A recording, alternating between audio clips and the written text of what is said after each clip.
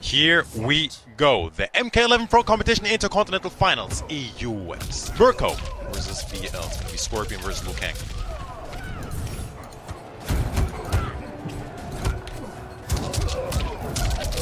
Strong start for VL. It is. Now, seeing him pick the Liu Kang is definitely interesting. We've seen him play a lot of Garrus in the past as well, but a man of many characters, and definitely has a great health lead right now. A duck as well on that throw.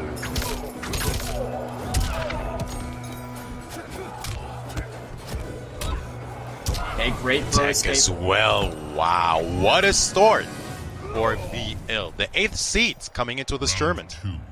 Yeah, definitely. I mean, that stand 3, I wonder if that was a flawless block attempt as well, but regardless, it got him the round. And VL starting things off very nice and strong. There's the flawless Speaking block. of which, oh, hold on a minute. This is Mirko. Good back one. The throw as well. Escape failed. Good pick up. 4-3, back 3. Hitting its mark. Empty jump in. And this is where Mirko wants you to be. He's just got you pinned down in the corner, guessing game all the time. The plus frames backing off for safety, but right now he gets the knockdown again. Only a little bit of life left, but VL waking up with the 1-2-3 gets the corner reposition. Good down 4 under the grab as well. Now one check into the 1-1, keeping VL honest. Good recovery for Mirko. Final round going into this third round. He's still got this really good positioning on the screen. Using that back 2, you know, he's teleported himself into the corner. No risk, but the overcommitment to the spear is definitely going to cost him 17%. Coming out the corner, jumping a lot is Mirko. VL has yet to find an answer for those jump-ins. 1-1-2 splits. And the pun, hold on a minute! Usually safe the teleport away. VL finding an answer on the fly. Oh, the max range! Fly kick as well. Suspend it? Yes, sir. Damage over time. It's going to be good 4-3 check to the activation, speaking of which. Both on fire. Yeah. The whip punish right there from Mirko. He's going to spend all of that spear buff. Oh, wow. Keeps him restand and not opting to go with the 2-1-2 crushing blow. Keeping VL in check. Mirko striking first blood here. That was a really good turnaround game from Mirko as well. I mean, this is why he's come into the regional finals as the #1 seed. He's had this level of consistency just throughout the course of the past few months in all of the qualifiers. VL, on the other hand, this is good to see VL in this form just out of the first game. Like, that first round was definitely entirely in his favor. But that one bit of corner positioning in the second round kind of took away a lot of momentum that he tried to fight off afterwards.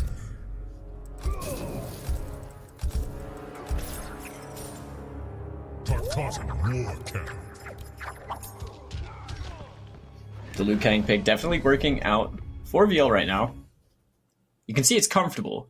He's feeling the comfort in this matchup. We've seen some stuff before. He was able to just scout out, backing off with a help or cancel.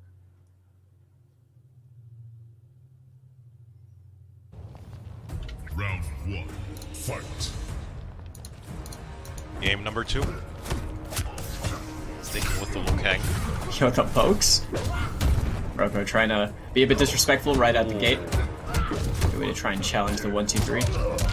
Mirror footage of Mirko not reacting to a fireball. The second one might be sniped. Be on the lookout. Oh my god, Under him, or over him rather.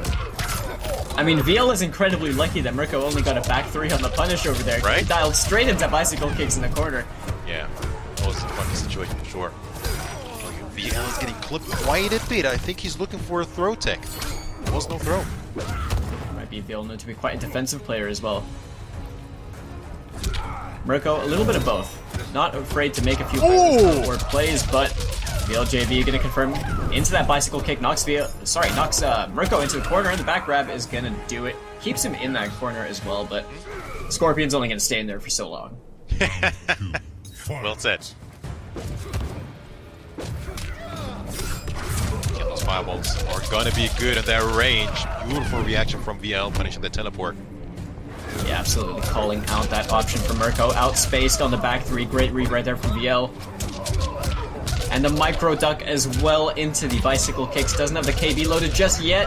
Doesn't opt to spend the KB from the 4-4-3 because he's got the bicycle kick one ready to go right for that final hit. And that was a destructive round right there for VLJB.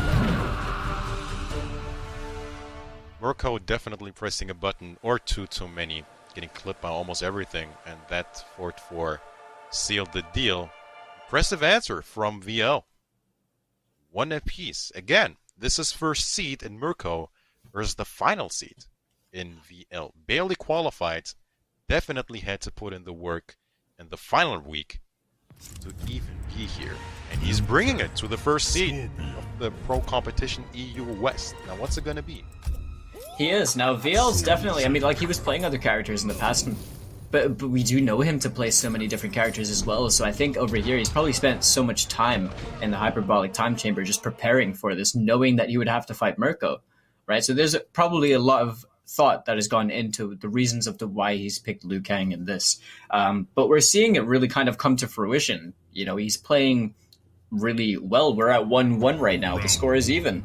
But I can't take anything away from Mirko as well, because this guy is the master of the clutch. Way too early to call. Good jump in from BL. Liu Kang in the corner, man. You really gotta take your timing to press a button. Now wake up roll being ever so elusive. Slipping past him, the stand forward, not gonna work out. Checks him back. Both players just playing your turn, my turn. Start things off with Mirko getting that back three, but the whiff punish with the 4-4-3 off the dash, and VL gonna send him toward the corner. Getting the grab as well, not gonna be death. Not getting the sending one anti-air. Another dominating round for VL here. And I like the decision to use the jump-in punch over there as well, just to mess with the timing over there. I think he expected the kick and he did the jab a little bit early, but right now VL getting a couple successful hits. Gonna work out for him. The down two from Mirko. Instant air 2-arrow. Ooh! Choice, but Mirko getting a punish. A bit too greedy, trying to get the conversion with the flying kick. Full combo instead. Wow, getting clipped clean. It wasn't even a counter. It wasn't, but the counter hit on the 1-2-3. Speaking of, VL just dashing in, not wanting to activate the Dragon Flame buff. Another grab. Mirko is in trouble here. Wow, getting the crushing blow into fatal blow. Yes, wise decision from VL. Not going with the breakaway. Regardless, this could be very close. 7% not, he's not gonna get it. 2% left. This is Chip and the 4-3. Now, I think that caught an up 2 attempt. That was a very risky attempt right there from VLJB. Well, if Dimitri was on time correctly, it would have been game. But just like you said earlier on, Mitsu, Mirko scouting out that fireball, reacting to it straight away this time. Getting full combo punish. Oh, there it is. Big combo drop though. Spent 2 bars on that one, but he's gonna get his bicycle kick KB over here. We're down to the interactable where you get a free combo launch. As we play around this right side of the stage. Ooh, there's the option select. What? Keep him standing with that burning spear amplification. Oh, the 4-4. Leaving it. Thank you. Oh, the interactable though. 8% left. Back to his block. Oh, you gotta be really patient here. You gotta be really cautious here. Watch the fatal blow. Any touch. Could be death. I mean, and Mitsu, he tried the maniac against the maniac. yeah, but the down one fatal. I mean, I respect the attempt, right? Right. The amount that Mirko decides to poke at times, I respect the attempt. But Mirko is far too cautious in these final crucial moment situations for that to have worked, I think. But still, Hail Mary decision actually got punished by Mirko, who gets himself that game. I don't know about the decision though, because as a Liu Kang with the fatal blow locked and loaded, do you need to do that kind of play? As Liu Kang, really need specifically, right? You're so threatening. Liu Kang. Regardless, without the maniac play. It came back to haunt him. Sea of blood. At that point, really, it is just strike throw territory, I suppose. But at the end of the day, Mirko coming out on top in that game, it was still a very hard-fought battle from both players. As we approach, what is it, game number 4 now? Over here. I'll have to see if VL can tie things up in our... This is just the first set. I mean, this hasn't even sunk in yet. Like...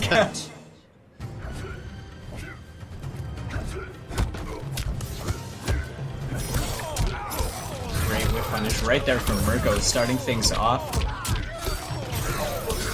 Draws that first blood for 312 damage.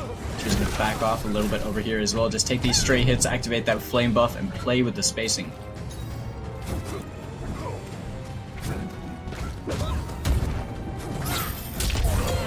Oh, from downtown. Like that. Using the jump interactable, but Mirko with the delay gets the 1-1 punish on Wake Up. And again, full confirm into the knockdown over here and the corner pressure, plus frames into the down one. Hey! Scouts off this rope. Okay, Man, great. oh man. Yeah, it was a lot of damage right there, but this is still... If you get opened up by the hit, we could very well see the Fatal Blow confirm and it will kill. Mirko still... Oh my god. And there it is.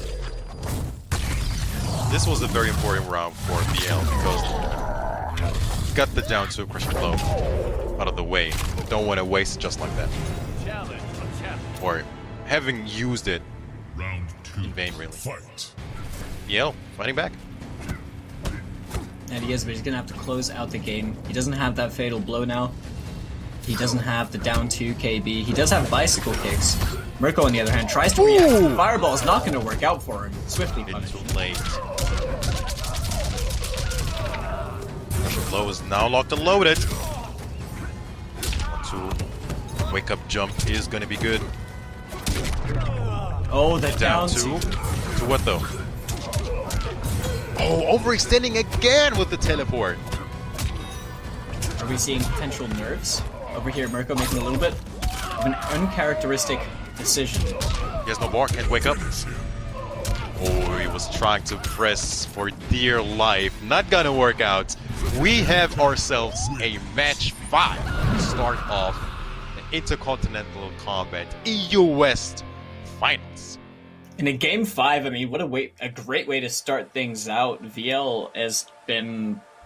His Liu Kang is really stealing momentum and just riding with that very hard. Mirko, on the other hand, like, he had a really good, like, life lead in the beginning of that match. He's been making, like, good choices, but he's kind of just losing out by making some really risky choices at times that haven't really worked out for him. I mean, the teleport and the fireball just being that, like, you know, tiny bit too late got VL the punish. It's just free damage, essentially, on the table, but... If anything, this is going to be the game to prove it all and see who comes out on top to advance on and the winner's side of the bracket. This is set number 1, but game 5 is certainly probably the best way we could possibly start out. It's been swift games as well. Well, go figure with these kind of characters. Round 1. Fight. Here we go then, and hold on a minute, this is a different skin. I did not look at the loadout. But is that Searing Rage? I think it is Searing Rage. That's the costume he picks when he plays Searing Rage, and this is like the game 5 Mirko. He always does this change, doesn't he? There it is. Yep. Extended string for more mind games. Now, is that gonna work out? Very timid to anti-hero. Not gonna work out this time. The up 2 though. VLJV. Flipped a bit. He's just playing so aggressively and then ducking so confidently at that range, anticipating the teleport. VLJV right now on set point. A very dominant first round. Putting up that crushing blow, activation, low fireball. Yeah, And force that's the break. thing about it. That's the thing about it. Does not have that crushing blow anymore. It just got 13% forward. There is the punish this time around with the standing 4. Wins both bars. Back to the corner you go. 40% wake up string. Not even buttons. Yeah, he really came out swinging right there. He got knocked down. Doesn't want to waste any time. Escape failed on the board for VL as well. Mirko right now on the defensive, but flawless block again. We've been seeing that a lot this set. He had the bicycle kick. I didn't even realize. That hurts so much at this point. He's down 2. Watch it, what's it gonna be? And keeping him honest. VL with the upset over Mirko in the first match. How about that? Mitsu, if you told me that the first seed in this tournament was going to go down into the losers bracket round 1, I wouldn't believe you. But VL really, really bringing it right now. You can tell that, I mean, this is where it all matters, right? It's over here in the finals. Once you've done the really hard process of actually qualifying for the regional finals and accumulating all these points, you can tell, like, when it really matters, this is what we saw. I mean, a huge upset right there from VL, who's going to be advancing. But I know that this is most likely not going to be the last that we see of Mirko, because losers bracket Mirko is another story in and of itself. Now, that's the thing with finals, right? We call it an upset because the first seed versus the 8th seed. So on paper, it's an upset. But in reality, every single person here has earned their spot and is here for a reason. And, we know they bring their A game and they're here for a reason. But, on paper, the first seed of the tournament, Mirko has been so consistent throughout the entirety of the pro competition. That's why we call this an upset. And just like that, Mirko going down, match 1, I did not see this coming. Yeah, honestly, it just isn't something that we would have thought, because it's not something that happens very often at all. But regardless, I mean, we have an insane, just a wide myriad of different matches that we have, and a load of different characters and various different styles of play to see how this all advances. But now VL, I'm sure, is going to be there with a big weight off his shoulders, a bit of relief as he's going to be advancing further on. But Mitsu, the next match, if I'm not mistaken, is between Law Corridor and Josh. Yes, sir. Should be just as entertaining. I mean, every single set here should be definitely very, very entertaining, but also maybe very close. Yesterday, for example, round 1, usually like 3 1s, 3 0s, quickly until we got at top 6, top 4 territory. This could be a different story here. I mean, to start things off, match 5 situation, but Law Corridor versus Josh TQ. This is going to be Germany versus UK. Probably a Joker from Law Corridor. What do you reckon? Yeah, I think it's safe to expect Joker. Joker's definitely the character that he's had the most success with. Honestly, I can safely say he's the best Joker player that we have in Europe, and he's proven that time and time again. On the other hand, we do know he plays characters like Jackie as well. For when he wants a change of pace, he wants to kind of be a bit more on the offensive, because he does play like a mixed bag of Joker variations. Josh, on the other hand, we know that he used to play a lot of Aaron Black. Definitely his favorite character. And I'm really surprised we're actually going to see it over here, because I mean, I know how he feels about Aaron, and Aaron does have his own struggles, and when you're dealing with a character like Joker, it's not going to be something that's too easy, I imagine. But as for the specifics of this matchup, who knows? I was kind of expecting to see potentially a Scarlet, but this is a nice, surprising pick right here from Josh. Scud Shot, Cattle Toss, and Down Peacemaker. Round 1, fight. And then Kapow and Boing for Law Corridor as well. Here we go then. Second set of this series. Law Corridor taking on Josh TQ.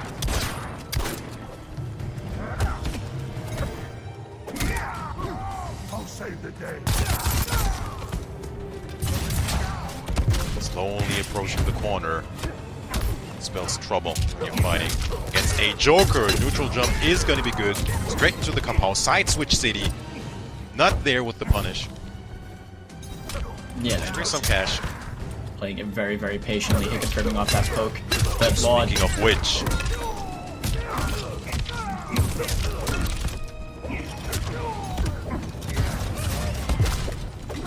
huge damage cash out as well from Law, who's keeping up all his pressure in the corner. I mean, this is Joker in his favorite place right here, having your back against the wall.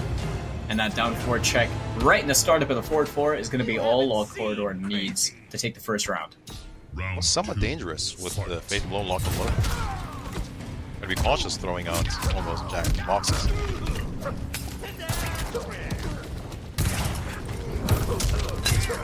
Oh my goodness. Stopping the forward 4 attempt. Forward 1, man. That magic button. Not finding the Kapow. Yeah, forward 1. Such a devious button with the counter hit. Guess the launch with the KP. Forward 2, man. How about that forward 2? Forward 1, forward 2. He's got them all. Convincing game 1 for Law Corridor. We're gonna Mercy? No. cats would say that I'm a bad boy. To kill without a reason. In true Law Quarter fashion, I never get game 1 fatal. chosen season. He'll probably be doing it every game he wins, right? I mean, that's just the Law Corridor. Special is usually just the swift teabag straight into Fatality or Mercy. It's really a 50-50 at that point about whether he chooses to grant you more life, but we're here in regional finals. It makes sense not to go for the Mercies. Josh, on the other hand, I want to see if, we are going to be seeing potentially a character switch. That looked rough. I can't really put it another way. It just looked rough. He was hit out at the start up of forward 4 a few times. He was checked in a lot of spaces that just looked uncomfortable. And, I mean, the damage trade-off, you're kind of playing the safety with the down Peacemaker. He's going to be sticking with this Aaron, it seems. But I'm curious to see how he's going to make it work, because it did look rough. Like, Law was making some choices that definitely, led to a lot of explosive damage and a lot of momentum.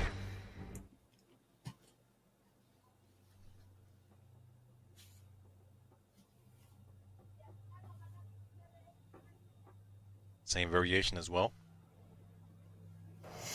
Let's see if he can make the adjustment. He didn't even really get to play that last game.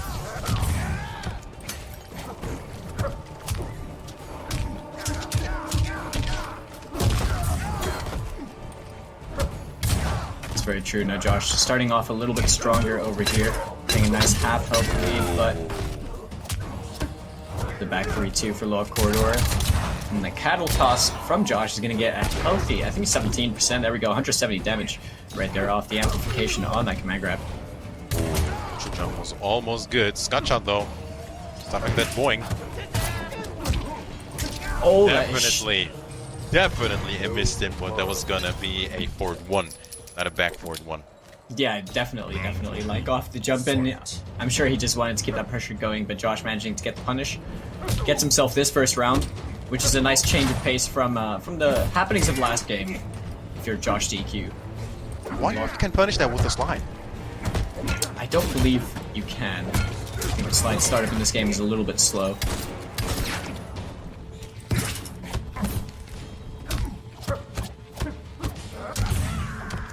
Okay, gets him with the mix. Slide right at the end, coming into the unsafe stuff, using that Scud shot as well, just to try and tag up any damage you can.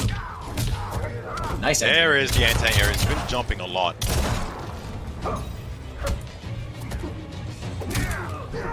Dash in throw. Slowly approaching the corner. Got so much mileage out of that last game. Mark on the overhead. Cancel. Nice patience, but oh no, he had the read. No punish though. He had that duck OS, and then he had just mistimed the punish over there, really dropped his opportunity, but the forward 3-2 into the slide had to get broken by Law Corridor, but the down 4 Scud shot's gonna be all he needs, and Josh with 2 rounds straight for himself to tie things up 1-1. So back-to-back dominant games for each of them. That was very, very different to the first game that we had. The Law Corridor was in complete control of that one. This one, just the opposite end of the spectrum, Josh was in control of the neutral for the majority of that game. I mean, the 2 rounds going to him, it makes sense. Really swift adaptations from both players. Now, where are we going from here? Back to Joker. The hourglass. Okay. He's looking like the same skin as well. Yeah, I think he will be sticking with the kapow and the boing that he is. Now, Law as well, he's one of the few players that actually does use boing, a very solid believer in that special move as well. A lot of people do like to run kapow and jumping jester, but Law, he does like to use boing quite a lot. We just didn't really see it used too much in the last game as well.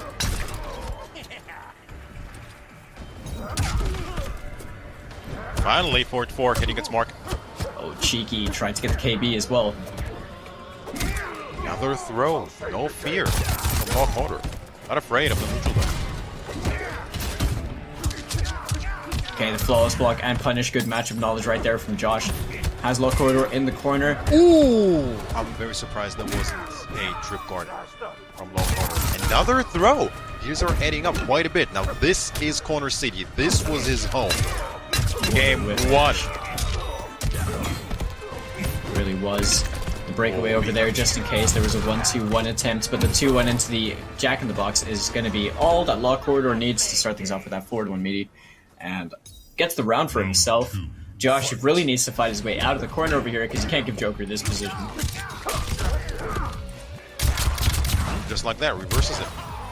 Very important. He's been having a hard time against lower corner once he's cornered.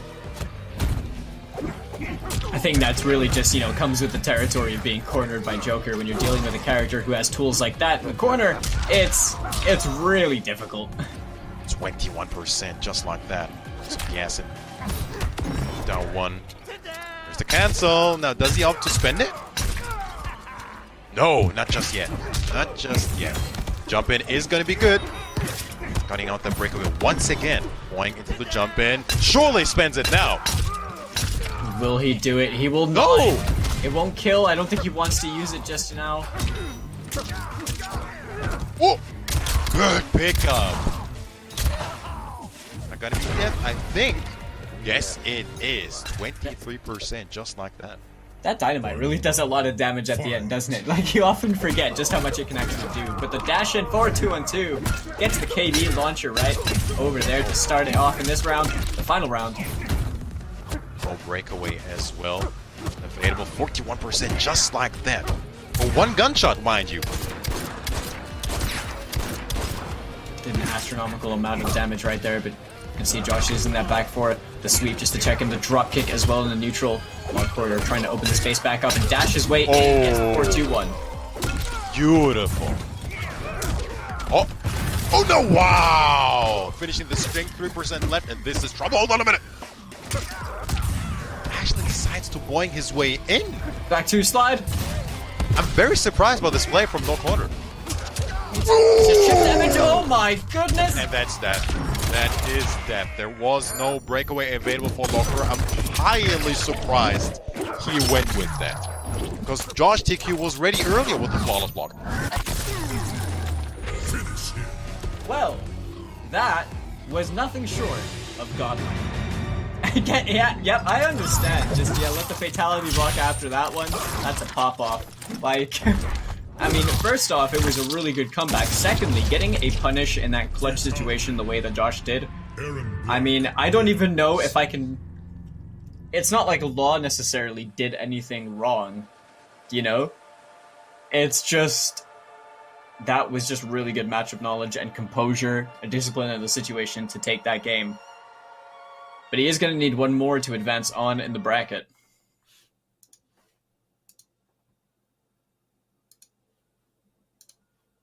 That has got to sting if you're low corner. Let's see what the answer will be when it comes to character.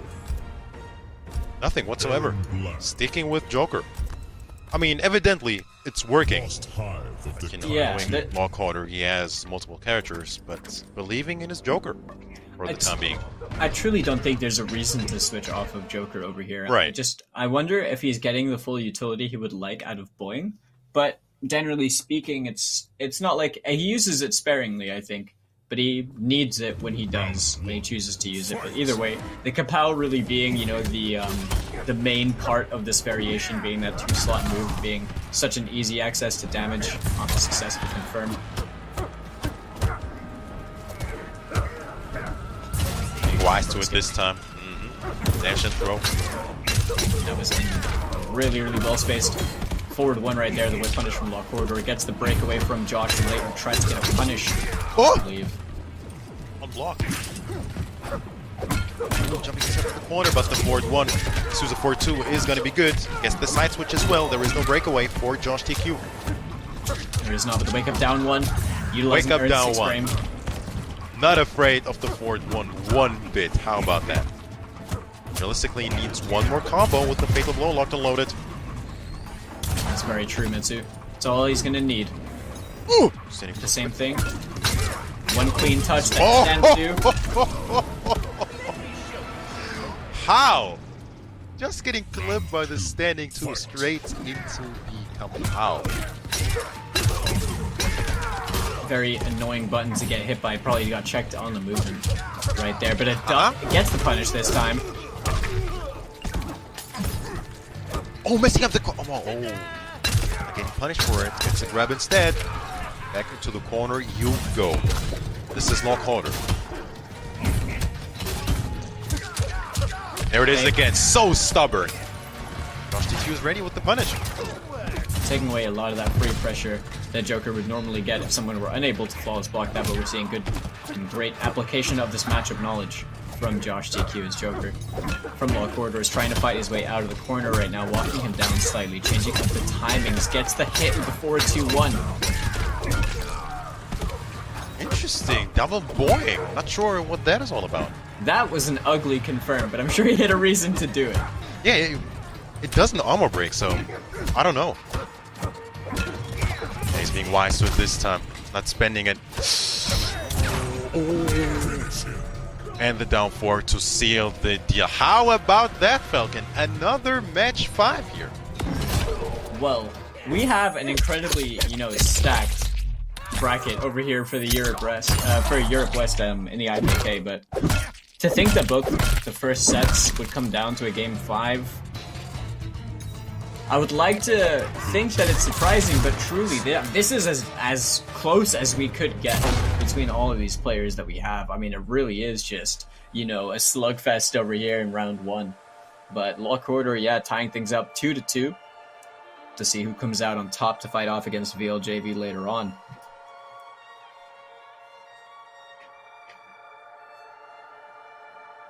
Quickly, call it. Change or no change? From Josh, I think no change. To be honest, what he's been doing with Aaron has been working out pretty much just fine. He got clipped by a few, stray buttons over there in the last round, and it did turn into a lot of damage because Kapow does that. You're hitting like 27% minimum. So getting hit by a few of those, it starts to add up a lot when you're in the final round situation. But yeah. Still rocking that Aaron Black, the exact same loadout that we saw from before. Scutshot, Cattle Toss, down Peacemaker, and Lock Corridor obviously still locked into Kapow and Boing with Joker. So we're here in Game 5, in match number 2 of Round 1 winners.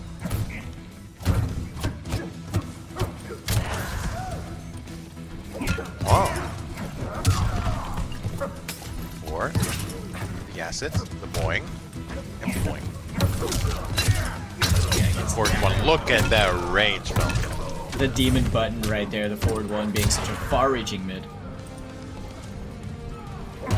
Very fast one as well. The stand 2 buffer not going to work out. I don't think Aaron can actually punish that, so wise to use it from Law. Gets a counter hit again, crushing that poke with the forward one. Poke into the Scud Shot for 2. And he is right with the neutral duck. There is a breakaway available. Doesn't have to go with it. 10% left for Josh TQ. What's it going to be? The down 4 is going to be good. Into the Jack in the box. Forward 4 is whiffed. Down 1 is going to be good. Okay, that's a command grab as well. This is still very much doable for Josh TQ. Fatal Blow locked and loaded. What's it going to be? It really is, but just short with that back two. Law Corridor is going to get the Jack in the box, so now Law Corridor is on set point against Josh TQ. Oh, he tried for it.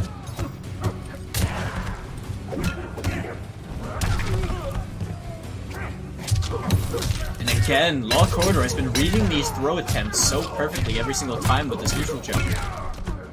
There is no breakaway, man. Next hit could very much hurt quite a bit. He was almost right with it. Breakaway coming from Law Corridor. Another an anti-air. 4-3. Josh's adaptation has been to dash up and bait him into thinking he's going to throw, and it's worked out twice for him as he empties the rifle with 2 of those shots.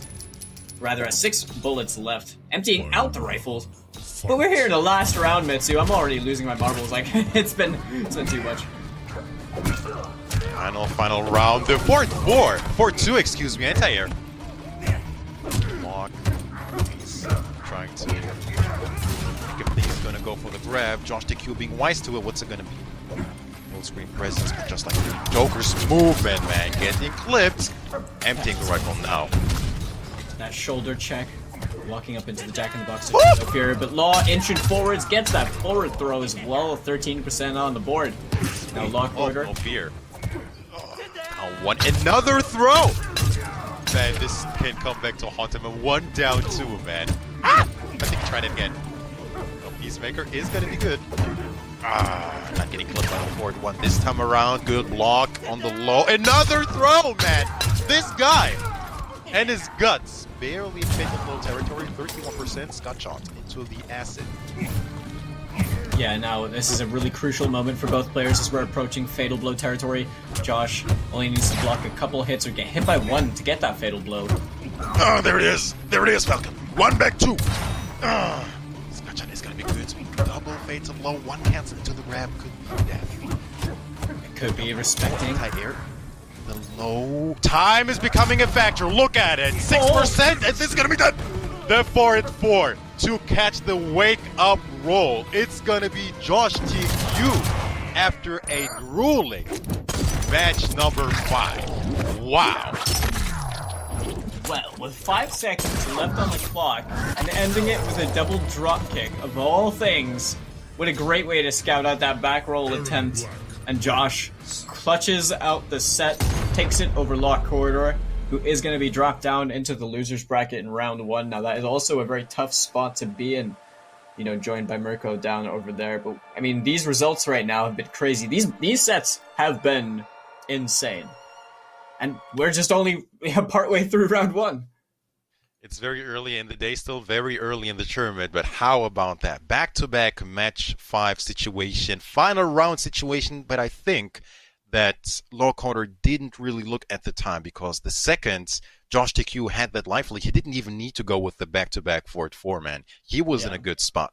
But how about that? Law Corner finds himself in the loser's bracket as well. Once again, the first round of losers will not be on stream, so we don't even know what's going on there. At some point, we'll look at the brackets at the same time you will to see what's going on in that Shark Tank. But for now, let's jump over to the next set, which shall be MK Javier versus Aso Dimatse. Yeah, now this is also, once again, a really, like a set that we've seen kind of on our hands.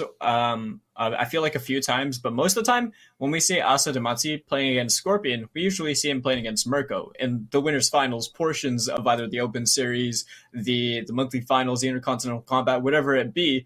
You usually just see these two Italian warriors right there playing off against each other. But MK Javier being, you know, the lone Spanish representative over here in the top 8 for EU West, also being a Scorpion specialist himself, plays a slightly similar style to Mirko, but has his own peculiar way of doing things.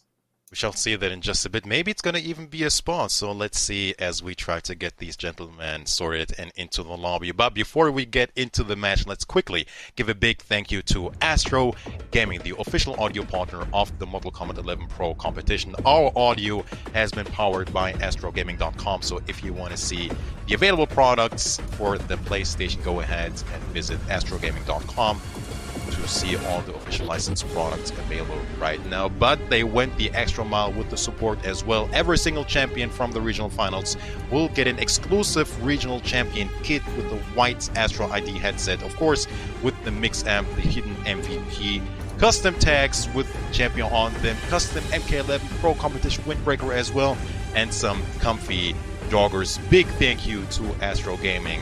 And a little fun fact, I didn't even know until recently what a windbreaker was. I didn't know the difference between a windbreaker and a hoodie. I don't know. Well, I mean, all that merch looks super sick, right? Yes. I mean, and then you get yourself It's what matters. Great stuff that goes out to the champion over here today. So thank you again, Aster, for providing all these extra goodies for our champions in the pro competition online. But here we are, man. I mean, MK Javier and Asa Dimatse, both really strong players in their own rights, obviously. I feel like I need to stop saying that because they're all here in the regional finals for good reason. They've been fighting really hard for these positions. MK Javier, we've seen him mostly playing Scorpion, right? And you yourself, huge Scorpion fan. What do you think of this? Do you feel like there's something peculiar about, you know, this matchup that he'd be going into? It's been a matchup that we've been seeing ever since the release of MK11, really. Ever since Vignali, we've seen Asa Dimatse rocking Cetrion and fighting these Scorpions. I mean, ever since even when Shark Teeth tried Scorpion, I think early in the game, the word on the street was that it was really good or a good matchup for Scorpion, but nowadays I'm not even sure if that's really true. So it's totally possible that we might see a spawn pick coming out of MK Javier, especially after seeing the amount of damage he can deal with Spawn Man. It's what, 50% with 2 bars, just like that? I mean, he's definitely got some of the highest damage output in the game. Yes. But we are going to be doing things a little bit differently, where we're going to be having CGL's Video Games Yo playing against Ryza's Zoker before we have Javier and Aso Dimatsi over here in round 1.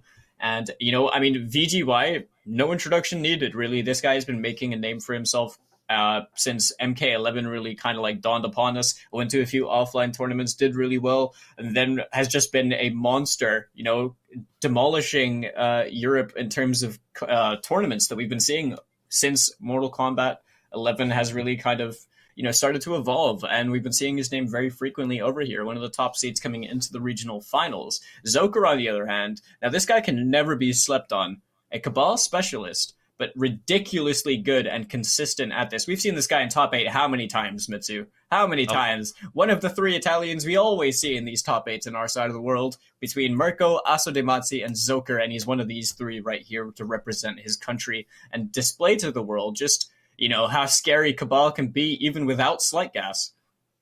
I think we didn't even really get to see much of Zoker or even know about him ever since last year, really, or late last year. Tried to, you know, get a footing into the scene and compete on like King of the Hills and online tournaments. And here he is at the pro competition, man. It just goes to show how much of a difference these kind of tournaments and series, you know, when it comes to this exposure, can make. Zoker, also a man of many traits, plays many characters, but, you know, dominantly Cabal. Very much looking forward to what's going to be probably a Cabal versus Johnny. We can probably assume so. We know that, like, you know, VGY does play Johnny, but to be honest, VGY's played a lot of characters in tournament before, whether they be casual, whether it be in tournament. VGY has, you know, is kind of like able to play anyone that he puts his mind to, really. I mean, we could see Johnny, but the thing is, like, we know that Johnny's not as good a character as some in the game, that he could opt to pick instead. We know that VGY has a solid Fujin. We know that, you know, like, generally speaking, we could expect to see anything, but Johnny will always be a bit of a favoritism pick from him, right? Let's wait and shall see who it's gonna be, but it's gonna be a good one regardless. Video Games Yo coming in as the 3rd seed of the tournament, Zoker coming in as the 6th seed, so a bit of a difference on paper. Video Games Yo should take it, but once again, this is the final situation, so anything goes, really. And we haven't really even talked about nerfs when it comes to finals, man. Finals, Yeah, we haven't. technically, it's another tournament, right? These guys have been playing tournaments for God knows how many years, and for the pro competition alone, 8 grueling qualifiers. But in finals, everything is a bit more different. Everything is a bit more serious. You lose sleep, you get nightmares, you don't eat that well. You really have to think about that. This is not your everyday tournament. Everything is a bit more intense, and you know, that factors in when it comes to gameplay as well. But so far, Falcon, I don't really see nerfs coming out of these players. That says a lot about them. A lot of players have really been kind of holding their own. These guys are top-level players over here in the west side of Europe, and for a very good reason. It's also great to see that VGY is, in fact, picking the Johnny and believing in this pick. And starting things off with a 4-3 right there into Downward Rising Star, nice and early, getting things all aggressive in the Soul Chamber.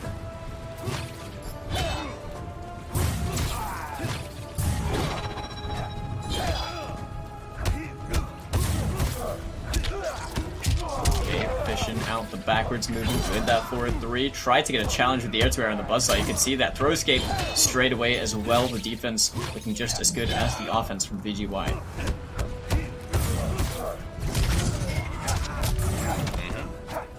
Nomad dash. It was a very gutsy decision to make right there from Zoker as well. You know, made a really big call out right there with the reversal Nomad dash. He's going to get a nice confirm over here, ending in that buzzsaw. There's the low. And that's death. Yep. And there's no escaping that, right? Oh, we just about survived, okay. yeah. VGY cut down the combo a little bit. But you know what? Hail Mary decision right there from Zoker on the read that VGY would throw a projectile or something, or maybe just get caught by it. But he put himself in the corner with that.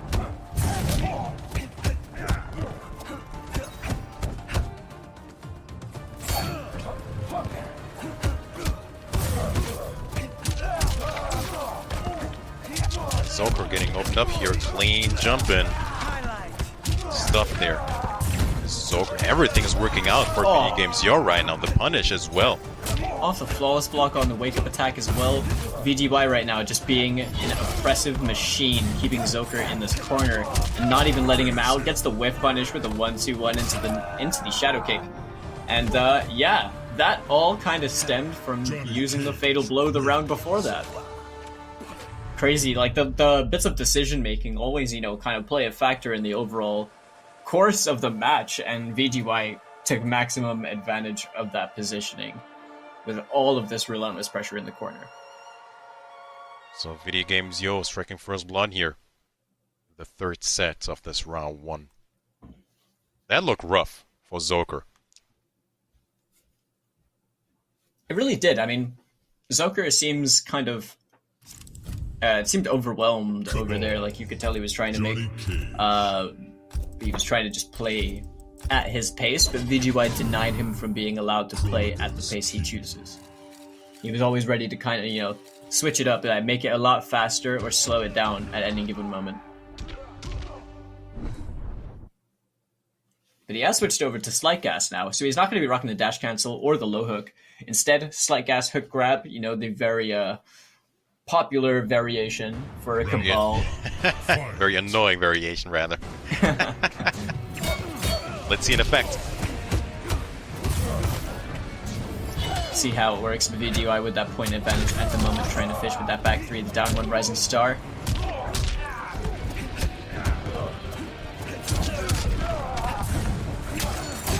Oh, wake up roll.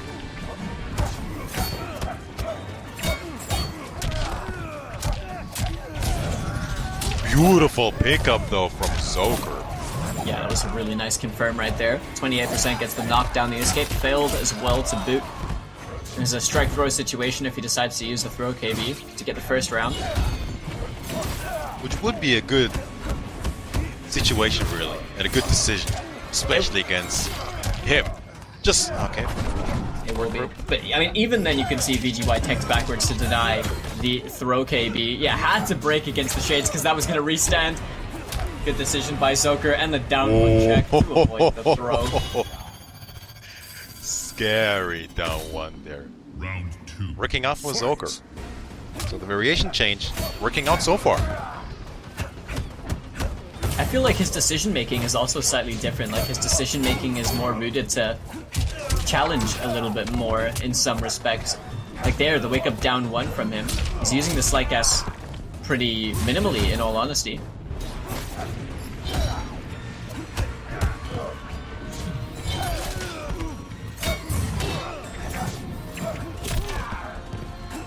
Or top.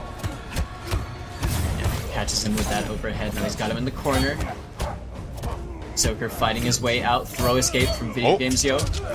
No more escape failed. Ball's gone. Video Games Yo, the big life lead and a punish. That saw. I wonder what that was. That buzzsaw was a very questionable choice right there from Zoker. Video Games Yo managing to get himself that punish, gets himself the round. Now we're at tied rounds over here. Great flawless block on that angled buzzsaw from the air. Gets the punish from the ground, gets Zoker off of that defensive bar, so no breakaway if he gets opened up now.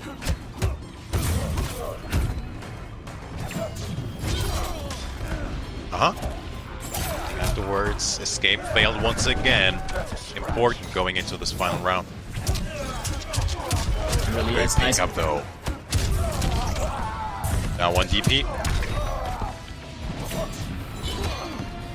Zoker finding himself in a rough spot here. Even chip at this point. The short top attack getting sniped. 8% left for Zoker. What's it gonna be? Fatal blow locked and loaded. The crushing blow throw as well. Yeah, really scary situation right now for Zoker. But one good sequence could be all he needed Yeah. Not gonna matter as the Nomad Dash got dialed into, and Video Games Yo now 2 games up over Rise of Silker. You really thought that second hit off the string was catching some kind of movement. You got to admire the belief in his choice, right? Like, if it did work, it was gonna work. If not, he was probably dead anyway. Live So by he the might have made sword, peace. die by the sword sometimes. It goes like that. Yeah, true.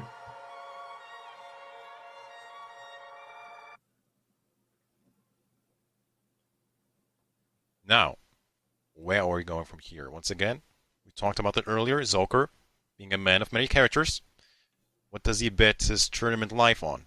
Or winner's life, I should say. Double elimination. Cabal. Johnny Cage. Well, we'll have to see. I think staying on Cabal seems like the right choice. But whether or not he wants to keep the Slight Gas is another story. I don't know if he got full utilization out of the Slight Gas. I feel like he seems more comfortable running low hook, dash cancel, and that just seems to be kind of like, you know, the Zoker way. He plays around that very well, and it looks like he is going to be playing that loadout of Cabal instead. Probably tried out the Slight Gas to see if it would overwhelm Video Games Yo, but you could tell that VGY was just ready for whatever might have come his way. But yeah, back to it. Low hook grab, dash cancel, and hook grab itself for the combo extensions, the mix-up potential, and the offensive pressure. Round 1. And also hit confirm before 4. That's a great thing you get with dash cancel.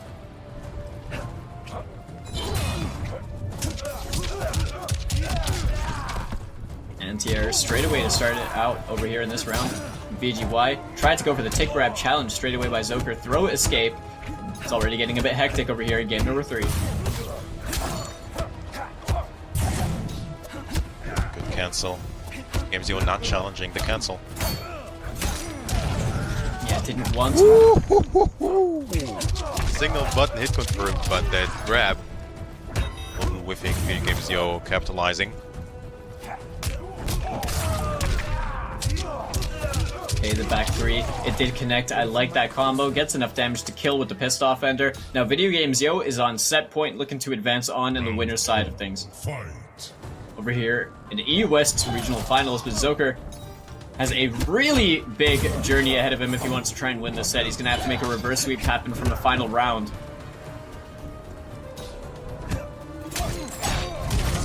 Okay, 4-2-2 gets the hit confirm, ending in that hook slam just in case there was going to be a breakaway. I like the decision making. Also gets the escape failed from that 4-2 cancel mix.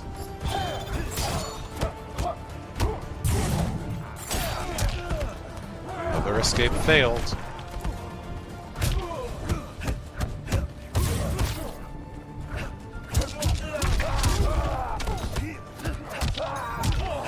And grab for himself. Slowly mounting this comeback. Yeah, Nozoka really fishing with these long-reaching buttons right now, VDY. Using his movement, what he's so good at, to try and play with the spacing. Catches the back 3-4, he's going to get the full confirm. Dash up into Pissed Off, just in case there was a breakaway. Keeping it all unbreakable, it's a nice chunk of damage anyway. Zoka now, potentially on his last legs. Does he still have the crush and blow throw? Oh, not gonna matter. Or is it? 2% left, 17 seconds on the clock. Does he grab? One Back more row? chance at life. Oh, the check. He tried to stagger, but VGY reacted. The back one stagger. Tries to go for the buzzsaw. Not gonna work out. 8 seconds left on the clock. The forward throw. Fourth Not throw, that enough was so damage to kill. smart. 4 seconds, still has the life lead. 2 seconds. Whap! It's almost worked, Falcon. Wow. However, the force ball could not take the damage. uppercut, take Video 2. Games Yo. Action. Ending the streak, there will be Who hired no this guy? match What the 5 Deadly uppercut. in Take this 19. set. How about that? Yeah, definitely taking the first dominant set over here in the top 8. Excuse me, I just dropped my bottle of water. The first dominant set over here with a 3-0 victory over Zoker, who's going to be dropped down as well into that losers round 1. Have to see how he fares down there as well, and if he can make it further on in this bracket. But yeah, I mean, what a set. A really dominant showing with VGY's Johnny Cage, just looking completely on form as per usual. But Zoker might have been what we were talking about before the set. Might have been the first person that we saw, maybe afflicted by tournament nerves. I mean, he tried his best. It definitely looked like the variation he played now definitely favored him more with the cancels. but Yeah, I guess definitely. a little bit too late. And just looking at this bracket, once again, I don't have the scores for the losers bracket, but Mirko, Law Carter, and now Zoker all in losers. I mean, it's just the Yeah. nature of tournaments. Someone has to go 0-2. But, who knows how the bracket there will be ending looking like in losers round 2. But before we jump even into the losers, we shall have the final match or the final set of winners round 1, which will be MK Javier versus Aso de Matze. Yeah, and that's going to be a really exciting one to Mhm. finish things off over here in round 1 for Europe West. But yeah, man, I mean, both brothers, both the CGL boys over there, advancing on in the winners bracket from earlier, Josh TQ and Video Games Yo, and then we have the high caliber warrior himself, Field JV, at the very top of that bracket right now with his upset win over Mirko. And we'll see who joins them over there because now we have two of the three really dominant Italian players that we've had over the past few months, if not like more than a year of Mortal Kombat 11 online. All, two of them have dropped down into losers round 1, which I think is quite an unexpected result. But now ASO could be potentially carrying on their hopes in the winner side of the bracket. Yeah, So it's a carrying tough on. opponent to fight. Not only the host, but the flag as well, if you will. So many flags being represented. It's a beautiful thing. But, the good thing about Josh TQ and Video Games Yo, they did exactly what H-Dope and K-Top tried to be in the opposite ends of brackets. So they can't face themselves before Yeah. winners finals. They did it. Unfortunately, yesterday didn't work out for H-Dope and K-Top, but we can still see the brothers act, if you will, Video Games Yo and Josh TQ, if they win their next set of matches. We'll be jumping into the winners later on. But for now, with the time being, Asode Matse, man, I really enjoy watching etc. And I know somewhat forbidden to say that, but the way he plays that character, just for me, really, it's enjoyable. Yeah, now, I mean, obviously everyone knows how I feel about whenever Javier picks Spawn, but I will be completely neutral in this regard. I just like the character a lot. But, Javier is mostly playing Scorpion, and I think he Right. does play from an analytical standpoint, he plays very interestingly because he plays very differently to how Mirko plays Scorpion. But I think when you look at it with the naked eye, you kind of see the same thing. They make very different kind of situational decisions. But Javier, on the other hand, we've known Mirko since the predecessor to MK11. However, Javier, being more of a newer name, kind of started out being a very online player, but then really, really grinded a lot, has improved a lot up until this point. Is one of those players that has just spent so long playing the game and just leveling up that we're seeing him over here being, one of two Scorpion representatives, the only representative from Spain in this top 8. And I think he really deserves his spot over here. And, he's quite a dark horse in this bracket, I think. It's funny you say that because coming into this, he's the second seed of the tournament. I know exactly what Yeah. you're saying, but it just shows how much he was grinding and being so consistent throughout the entirety of the pro competition. Once again, man, 8 grueling qualifiers and God knows how many months. Every single week there was a pro competition happening somewhere in the world. And once again, Yeah. this is not for points whatsoever. Even throughout the entire standings and the seeding out of the equation, these gentlemen are playing for cash. $5,000 on the line. First place will be going home, staying home with $1,500. Second place, thousands, and so on. The good thing is every single person here will be getting paid, even going 0-2, just getting some reward for doing so well throughout the entirety of the pro competition. Yeah, definitely. So, there's always something to have gained from qualifying into the regional finals. But truly, if you want a large chunk at that 5K prize pool, the further you are closer to first, the better it's going to be for you. And obviously, getting there from the winner side of the bracket is definitely going to be a lot easier. You have to play less matches, and you're in a much more comfortable spot if you manage to make it into the grand finals. So, yeah, man, I'm just really excited to, progress with all of this bracket. We know these players personally. We know how much effort they've been putting in over the course of the past few months, even before that, playing in the Open Series, playing a plethora of different tournaments that we've had from the community. So shout outs to all you community members doing things for the tournament scene as well, for the competitive players over here in Europe. because these guys have definitely been on the grind in all different kinds of places, like you were mentioning about Zoker with these King of the Hills and stuff earlier, and we know that there's been a bunch of unofficial and off the record tournaments. Regardless of anything, we see these guys a lot, and we're here ready to get into the final match of winners round 1 between Wizard Club's MK Javier and Esports Empire's Asadimati.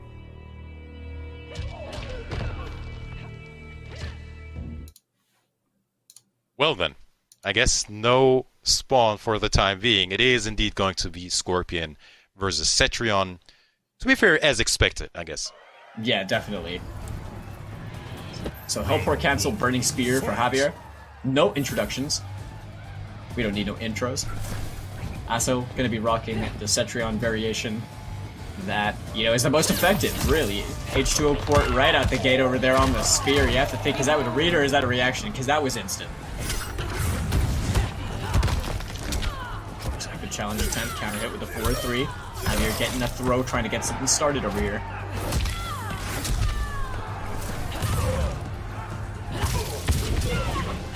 Or 2 into the deadly winds, grab his whip, nothing as an answer for MK Javier. However, getting the back one, spends both bars immediately.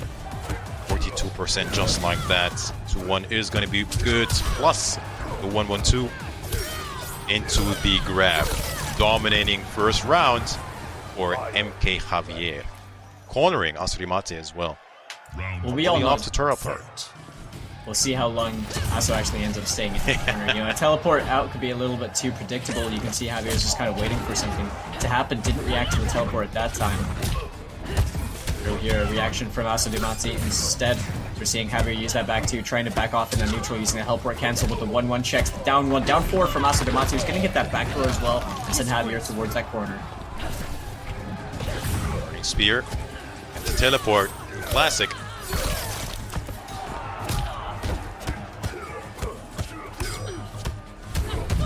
Okay, back into the deadly winds. It's a no avail. H2 port out the corner, tries to get the forward 2. A lot of whiffing tech on that throw. Attempt by MK Javier from Asadimati. Great defense being shown. In a very slow-paced round, differing from the first one where Javier was going all out with the offense. We're seeing a little bit more patience right now as Aso ending in that wall nice and early to keep himself safe in case there was that breakaway. It was going to be good. Setting to check Asadimati. Spear. Next grab could be hurting quite a bit. Raw spear. Really could be. You can see Aso just playing with these pokes at the moment, just in case there's a help port. 4-3-4 gonna get used. 4-2 counter hit. The neutral jump from MK Javier. Not gonna work out. 5 seconds left on the clock. Trying to get a hit to happen, but Asadimati just comfortable blocking. He has the health lead. Doesn't need to do anything fancy. Wins that one on a timeout. Final round. Fight!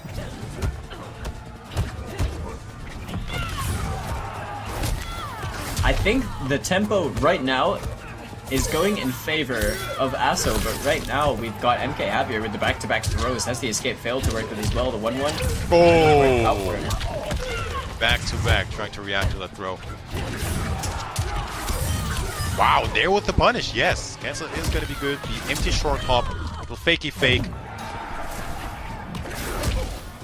Definitely showing off those nice fresh sandals that he just picked up with 4-2-3 into the vine grab. Is going to connect the back throw for Asadimati. He's sitting on that fatal blow as well. We all know just how much of a danger Tori it can get to, but Javier only needs this hit to close things up. Doesn't drop the combo over there. Going to get enough damage to close it out and take game number 1. You know, for a Cetrion match, that was a really fast match, I gotta say. Didn't really turtle that much. Well, I guess you can't really get to against Scorpion. Yeah, honestly, I mean, that was, like, Javier started very quickly in the first round. The second round, the tempo was mostly dictated by how Asadimati was playing, but that last round, it was a little bit, back and forth. Scorpion. Over there, Aso, yeah, still gonna be sticking to the Cetrion. Not really known to play other characters. Might dabble in a few here and there, but ultimately just a very defensive player, and Cetrion really is the pick for that kind of playstyle, and the decisions that Asadamati likes to make. But over here, Javier has been doing work with the Scorpion, kind of just being a nuisance, really being that fly around you. They're just kind of bothering you. And that's exactly what Javier is doing best. Being hard to pin down, super slippery, and mixing up all these strikes and throws. Which good throw tech coming out of MK Javier. Neutral jump is going to be good. Gets nothing afterwards. Teeny bits. To the deadly wins. More deadly wins. 4-3-4. The raw teleport. Very strong read right there from Javier, but didn't want to spend the bar, didn't want to commit. Just in case, but Asadamati right now is playing back over here. Gets whip punished on that down 3 attempt. Javier getting 26% out of it.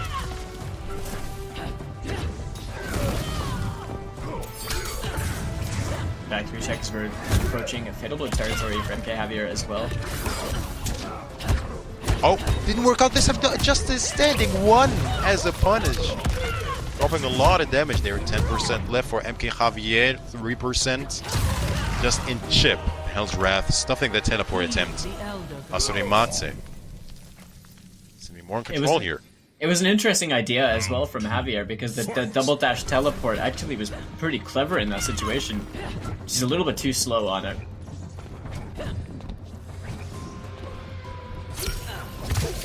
Okay, that spear not going to work out.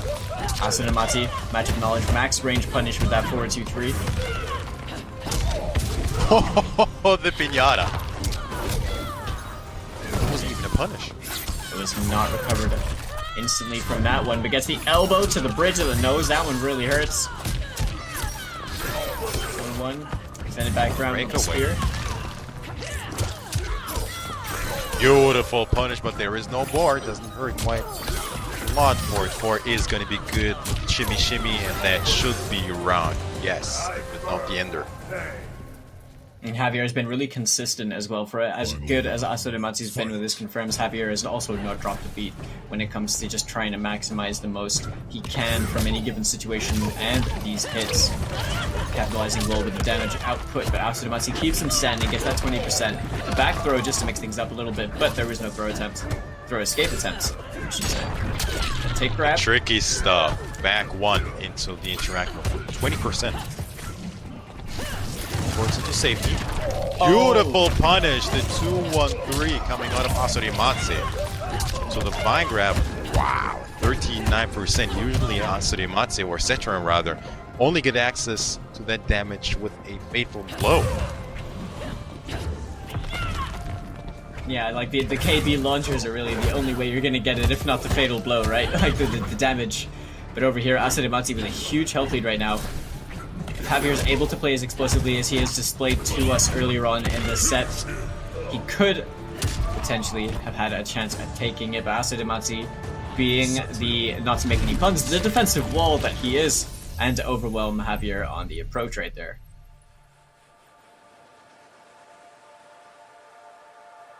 Yeah, I was trying to take his turn a little bit too much. Not gonna work out after the EX deadly wins. Just 2+. Asurimatse answering back here. This could be another back and forth set. It very well could be. I mean, we are now even games. And ultimately, it doesn't seem like either player has managed to, steal any kind of momentum or build that enough for themselves that they definitely have, like they're in the other player's head. This is really both players are playing quite reserved, quite situationally aware, and neither of them really wants to overcommit to anything too fancy. It's just a matter of, playing the health.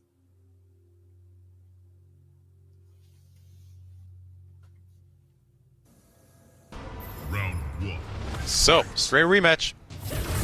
Going into this third game. Teleport cancel into a throw. No tech attempt from Asurimatse. Another one.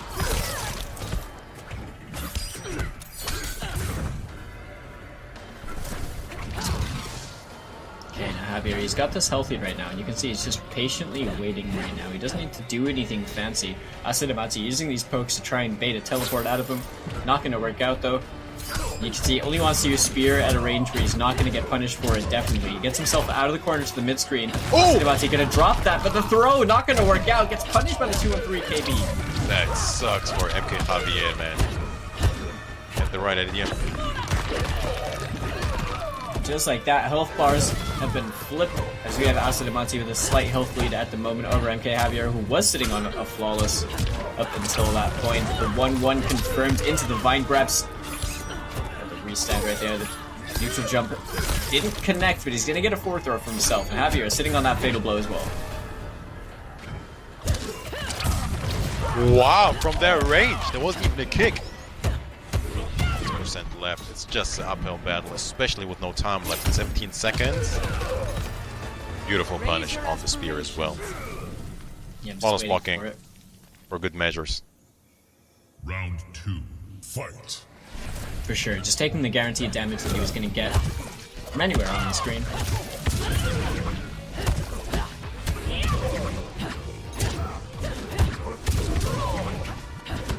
So oppressive here in the corner, man. Look at all that chip alone. Yep, now there's the Forbidden 1-1 string. punish. Yeah, the forbidden string indeed. You just don't see that one ever. Would have been a mistake, to be honest. For good reason, though. I mean, it was swiftly punished by Javier. More than he wins.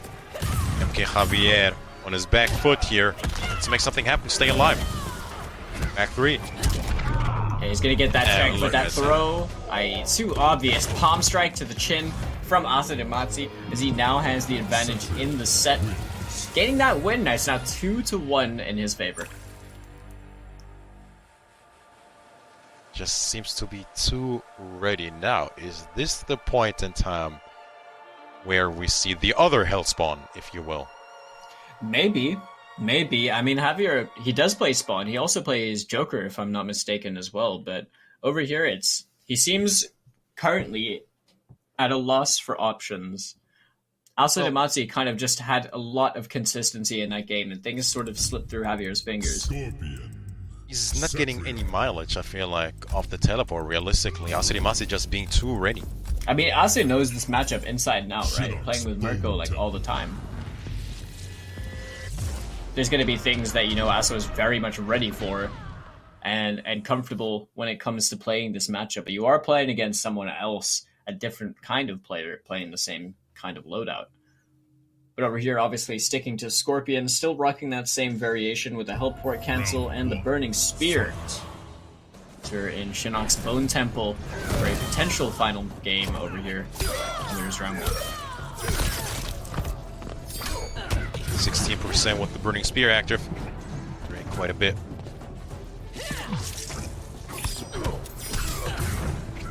Flawless block. The second hit. That's a good reactionary attempt from Javier as well, using that 1-1 to challenge the H2O port, but a little bit too short for it. The punish from the Earthquake by Asadamati, backing off enough to make that back 3 whiff. Gets that standing punish, stand 1 checks over here, applying all the pressure, but the teleport! Oh wow, I'm surprised there was nothing afterwards. Looked very high in the air.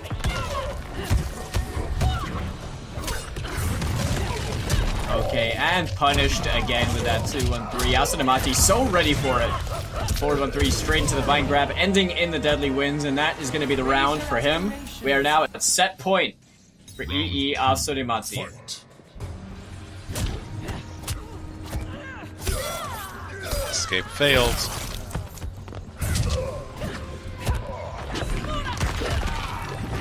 Matsu getting a grab for himself going. Back 3, not whipping this time. Port 4, still no flawless block attempt from Asadamati. Be afraid of a spear afterwards. Maybe Javier dropping that combo. Oh, gets wow. the catch. Port finally hitting its mark. No spear, I'm surprised. That's the reverse position. Yeah, me too, but that... Grab. Javier living to fight another day right now. If he is able to win this round, he is going to tie things up, but Asa only needs this round right now to advance on the winner's side of the bracket. 4-2-3 punish, dashed his way all the way in from half screen, ending in that interactable at the max range, tosses him into the corner for almost 30%. Great way to start off this final round. Oh, that sucks, man. Advancing 1-1, making that grab whip, getting punished for it. This is Asorimatsu. He's had a pretty big health lead right now. Javier's going to have to build up a lot of momentum. These few stray hits, definitely getting a little bit of damage on the board for himself, but he doesn't have enough to really make it count in this comeback. Oh no, getting punished for that burning spear, the 4-2. You can see how ready Asorimatsu was for it. Low profiling that bone shot right there, the interactable in the corner. The down 3. You can see he's just fishing for it, waiting for the teleport to happen. Javier not wanting to teleport too predictably over here. Asorimatsu playing it very safe, trying to make any teleport attempt with 4-2 into the deadly winds, being very safe, not overextending. Burning Spear active for added damage. Time slowly becoming a factor with oh my goodness. 21 seconds, couldn't even get it out. It's not gonna matter one bit. The pinata is gonna be good. Asorimatsu taking a 3-1 over MK Javier, putting him into the loser's bracket as well. And we have finalized the round 1 winners matches now. We have, and Asorimatsu managing to hold that one down and prove that he has been one of the most consistent players that we've had over here in Europe when it comes to competitive Mortal Kombat 11. Ultimately advancing on in the winner's side of the bracket, Mitsu, with a really strong performance over MK Javier, who has unfortunately dropped down. Along with, I mean, to think that we have the 4 players who have lost in round 1, we have Mirko, Law Corridor, Zoker, and Javier. All really, really strong players, but still losing to also equally very, very strong players. It's just a bloodbath over here in this bracket. This is the time to bring your A-game, man, at the finals once again. The stakes are high. These gentlemen are playing for $5,000. And, slowly but surely, we have to say goodbye to a few of them once again. Losers round 1 not being on stream, but later down the line, every single match shall be streamed. So let's see how the losers brackets will be playing out later. Yeah, we'll have to see all of that. But we want to give a quick shout outs to our presenting partner, the PS4 Tournament Open Series. The Mortal Kombat 11 Pro Competition is presented by PS4 Tournaments. So go check out the Open Series. You can do it all from your console. Get yourself registered to tournaments in your regions. Get yourself signed up. Just be sure to check in, link your account, get yourself all registered, and see what's available for you. You got competitions for all kinds of skill levels, no matter where you are. Compete.playstation.com and see how you do. If this is the kind of thing you're looking to get into and you want to be competitive in Mortal Kombat, regardless of what kind of skill level you're at now. Very well said. Winners round 1 matches are all done and dusted. We shall be taking a very short break. When we come back, more Mortal Kombat. Good afternoon and welcome back, everyone. Or welcome if you have just stopped by. We're here in the regional finals for Europe West. I'm Falcon, joined on the mic by Mitsu Owens, as we're here to deliver the carnage for you guys for the remainder of this evening before we get underway with NA later on. So, Mitsu, we've had an amazing set of matches over here in round 1. Some upsets as well, as we've had losers round 1 happen off stream. There have been some interesting results and turn of events. As you can see right to top off the winner's quarters over here, VLJV took it in a very close set over Mirko, who was the first seed in the regional finals. So VL is going to be playing off against Josh TQ for CGL in the winner semis. And you can see down at the bottom, VGY against Asorimatsu. And Asorimatsu and VGY both pretty much dominantly winning their sets in their respective part of the bracket too, Mitsu. I think realistically, the first round 1 gave us a taste of things to come, really, because throughout the board, almost very intense, very close games and sets for that matter. So let's see how things play out in winner semifinals. Starting things off, VL versus Josh TQ. Now, once again, man, VL somewhat officially now the dark horse, coming in as the final seed, the 8th seed of the tournament, really having to sweat his way into the pro competition finals. Barely made it with his performance in the final week of the qualifiers, but he's here in winners semis and he's taking on Josh TQ. Will not be an easy task whatsoever. It definitely won't, but these guys have a history of playing with each other in the past. They've played against each other many times. They've run sets against each other, leveled up a lot with each other. But generally speaking, Josh definitely is you know, the person who has performed a lot higher when it comes into the competitive aspect of Mortal Kombat. We're seeing Josh, you know, having won tournaments in the past, also beating the likes of his brother VGY in the grand finals nonetheless. However, VLJV, you know, sort of being a bit more a new blood when it comes to the competitive scene of Mortal Kombat. Took a long time to really, you know, bite the bullet and just start competing. And over here in the regional finals, having taken it over the first seed over here in winners semis of the regional finals, might I add, and the lone French representative in this top 8 has done an incredibly good job to make it this far. Now, VL's story is an interesting one because he's been a very good player ever since the MKX days. Yeah. But, you know, nerves got the better of him, I feel like, and he didn't really opt to compete. And it took him all these years to really step into the world of competitive online gameplay, really. And even in the first week he entered under a different name, maybe just, you know, to not even get more flustered. So, you know, with this exposure, you'll get fans, but you also get haters, and he didn't want a piece of that at all, so he opted to go with a different name. But, you know, now he's wearing it proudly on his chest, so to speak, and he's doing very well coming into this regional finals.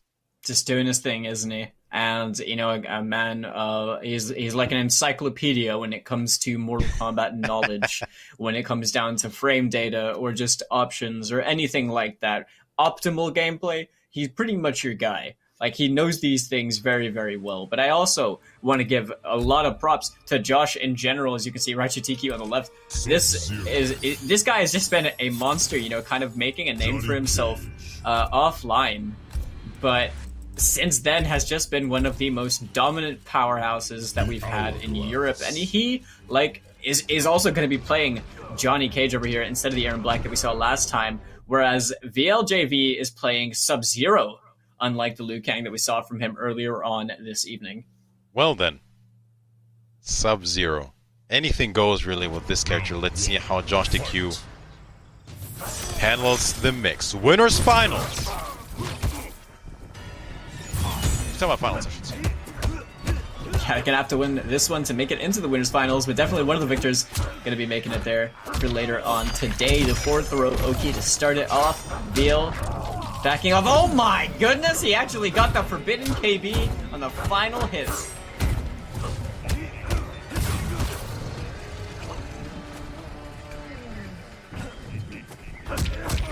Josh right now not wanting to do anything too fancy.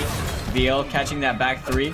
Break on the slide. Pretty late break into the round, but VL with the jump in. The 2-1 into the ice ball and the amplified slide just to finish things off. Gets himself the first round. Round 2. That breakaway wasn't really about the damage, it was about Sim preventing him to load that breakaway. Excuse me, that crushing blow. Got him instead. Sure. Either way, we're slowly coming back for Josh DQ. Now one after flawless spot. Ripping Eyes down one deep. He and a breakaway. I don't know if he even wanted that. Yeah, I'm not sure about that one. It might have been a bit of a mistake right there from VL. Regardless, Josh right now on the offensive. Throw escape from VLJV, who's going to go in with the low checks in with the down one, the standing forward, pressing a lot of buttons, but Josh answering back. Good buttons. He's really impressive with the back three as well. Really faking that grab. Dash and back three. No grab coming from VL. Finds himself in the corner against Josh DQ. No throw escape this time around. 29% left. There it is. Just a down one. Here comes the overhead. Keeping it safe-ish with the Gripping Eyes. Yeah, no, getting caught in the short hop as well. Counter hit with the back three. He's gonna keep him standing. Now this is just Guest City right now. You can see Josh trying to jump himself out of the situation, but catches the nut punch off the 4-3-4-4, gets himself the round. He did not want to be in that mixed situation. Just jumped out of the situation. No back 3-4-2 mix up for you, sir. Yeah, you can see Josh is trying to play with the spacing, but that was an amazingly timed jump from VLJB. Manages to get himself something. Ooh! What a down two. The angle of that good throw escape this time around back to back. And the back three. Man, oh man, is this gonna hurt. This is a crushing blow for sure. Optimal City, almost 40%, 60% left for Josh DQ. The short top attack is gonna be good as well. 6% into the deep freeze. VL. This guy came to play. It was the back-to-back throw escapes and really just solidifying one solid confirm.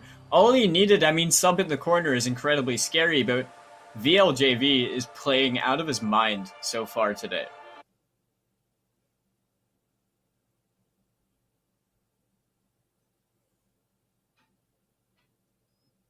Well then, how about that, man? The final seat of this tournament, Johnny Cage. causing havoc so far in the bracket. Josh TQ opting to go with the Johnny Cage again, believing in the character. Yeah, I mean, to be honest, you can see that he's making good choices with Johnny. It's just, I feel like he's playing this as a comfort pick, you know? More than anything, I think he's playing more of a neutral-based game with VL, or that's what he's intending to do. But as you can see, VLJV came out on top in that first game. Josh, definitely not out of this right now. It's only been game one. Oh, nothing afterwards. Could have been huge. These jump-ins, Falcon, I'm telling you, he's right. He's just getting so much mileage out of them, isn't he, Metsu? We're seeing VL. Interesting. One punish as a trip guard. And he chose that space very wisely. You can see Josh made the read, tried to get the jump in, but was just a little bit too short on it. And then duck again on the throw. Falcon, stop it. And the combo after the slide as well. I'm really liking VL. Fight. Playing so well here. He really came to play today. That creeping ice, sorry, not even creeping ice, but deep freeze right there. Blowing straight through the force ball. 39% to boot. Nice anti-air from Josh, though. The corner VL. Questionable decision. Josh TQ capitalizing. He got himself a hit. Drops the combo. That's important. Couldn't have dropped that one right there. He needs all the damage he can get right now. VL playing patient. Oh, the walkback after the Sun Amplified Creeping Eyes. Good pickup to the restand by Josh TQ, but the up two from VL. Good block on the back three. Down one, keeping him honest. Very close second round here. Good flaws one. That's over commitment. Yeah, and that should be around. No breakaway available, especially 4% is gonna get it. Yeah. You drop this? Amazing. One overextension was all it took. Bring it back for Josh TQ. Yeah, VL really committed to it. Now the crossover kick from Josh, sort of getting a time down. He's sort of understanding the timing, which VL does things, but that down two? Down two whip punish, how about that? Just a flat 14% for you to take advantage of right there. As you can see, VL dashing in with that forward 2 check straight after Josh's approach. Oh. There it is, being wise to these jump-ins now is Josh TQ. That he is free whip punish. Overcommitment once again from VL. Said it worked in game number 1, but it's not going to work now. Uh-oh, hold on a minute, man. This is Sub-Zero, surely a reset. What's going to be? The low! Jump in, standing 4 into GG. See you later. Surely this is enough. Needs about 14%, but realistically, this is Sub-Zero. He's dead. He always gets it. He always gets it, Falcon.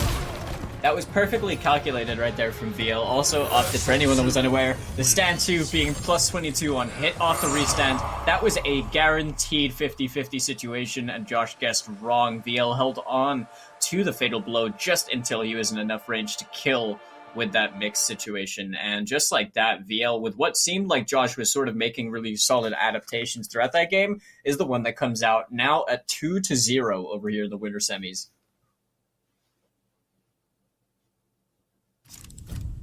Scorpion, Johnny Cage. Josh going to be betting his winner's bracket life over here, sticking with the Johnny Cage. Coliseum. We'll have to see if it's the same loadout. I assume it would be. Like the same skin anyway. Yeah, same loadout. I mean, there isn't really much reason to pick anything differently unless you wanted the low force ball, but Rising Star, Pissed Off, the Ring Shade's pretty much a staple Johnny Cage variation with customs.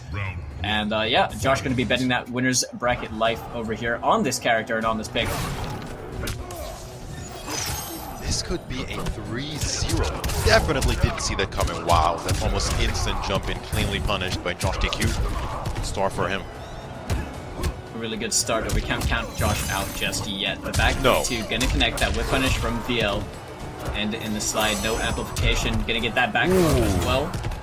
Oh my Oh, you goodness. madman! Meaty slide from downtown. BL. Feeling just- himself quite a bit here. Just let it happen, Mitsu. What was that? Regional finals meaty slide? I know you're 2-0 up, but you might be getting a bit ahead of yourself, buddy. He was good. Oh, the 1-2 could have been big, but the overextension once again. There's no breakaway. What's it gonna be? Wake up button. Not gonna work. Not just wake up buttons, he tried to wake up forward too, Mitsu. I think he tried to wake up forward too, Fatal. VL really feeling himself right now, and I mean, with all due respect, but let's hope he's not getting too ahead of himself over here. You know, kind of getting a bit trigger happy with some of these lack of confirms, but the forward 2 grouping ice. Josh disrespecting, blowing up straight through that up 2. Jump in kick, gonna get a confirm, drops the combo. Finally opted to go with an anti-air, getting cleanly stuffed. And there it is. One grab too many. Keeps it all unbreakable, 30% for himself. This is looking very good for Josh TQ. Short top attack is going to be good. Reverse the positioning, empty jump in into the down 2 attempt. No flawless block from Josh TQ, and this should be round. Yes, sir. Josh TQ, after a swift round, Johnny Cage. after questionable decisions from VL, I feel like that first round could have gone his way, and that could have been a match point. So, in my honest opinion, with all due respect, I think not only did Josh maintain incredible composure, as we've seen from him already just from today alone, you know, let alone the past, and playing really, really well throughout all that, VL kind of gave him a lot of free damage just by making these decisions, you know, just by kind of doing things like that. Johnny Cage. And those really started to rack up. That game was completely different to the 2 that we saw before, and that 3-0 was also denied over here as Josh is looking a little bit more on form and a bit more comfortable in this matchup. We're seeing the adaptations definitely play a part in the overall match. But VL still only needing that one when he needs to advance on into the winners finals. Josh right now trying to deny that possibility to make it there himself. Round 1. Fight. There we go. Match number 4. It's important to notice that Josh TQ definitely slapping out those jump-ins way more. Not jumping in for free anymore. Yeah, but he's gonna get clipped by the deep freeze over there. You can tell VL tried to get the armor break. Just a little bit too short on that. Too much travel time. Oh, just down one punish? That could have been huge. We were talking about this. Poke into slides. 33% punish right there, and a bit too much of a Nancy decision. Shades of that fatal blow off the down 1 from the match against Mirko.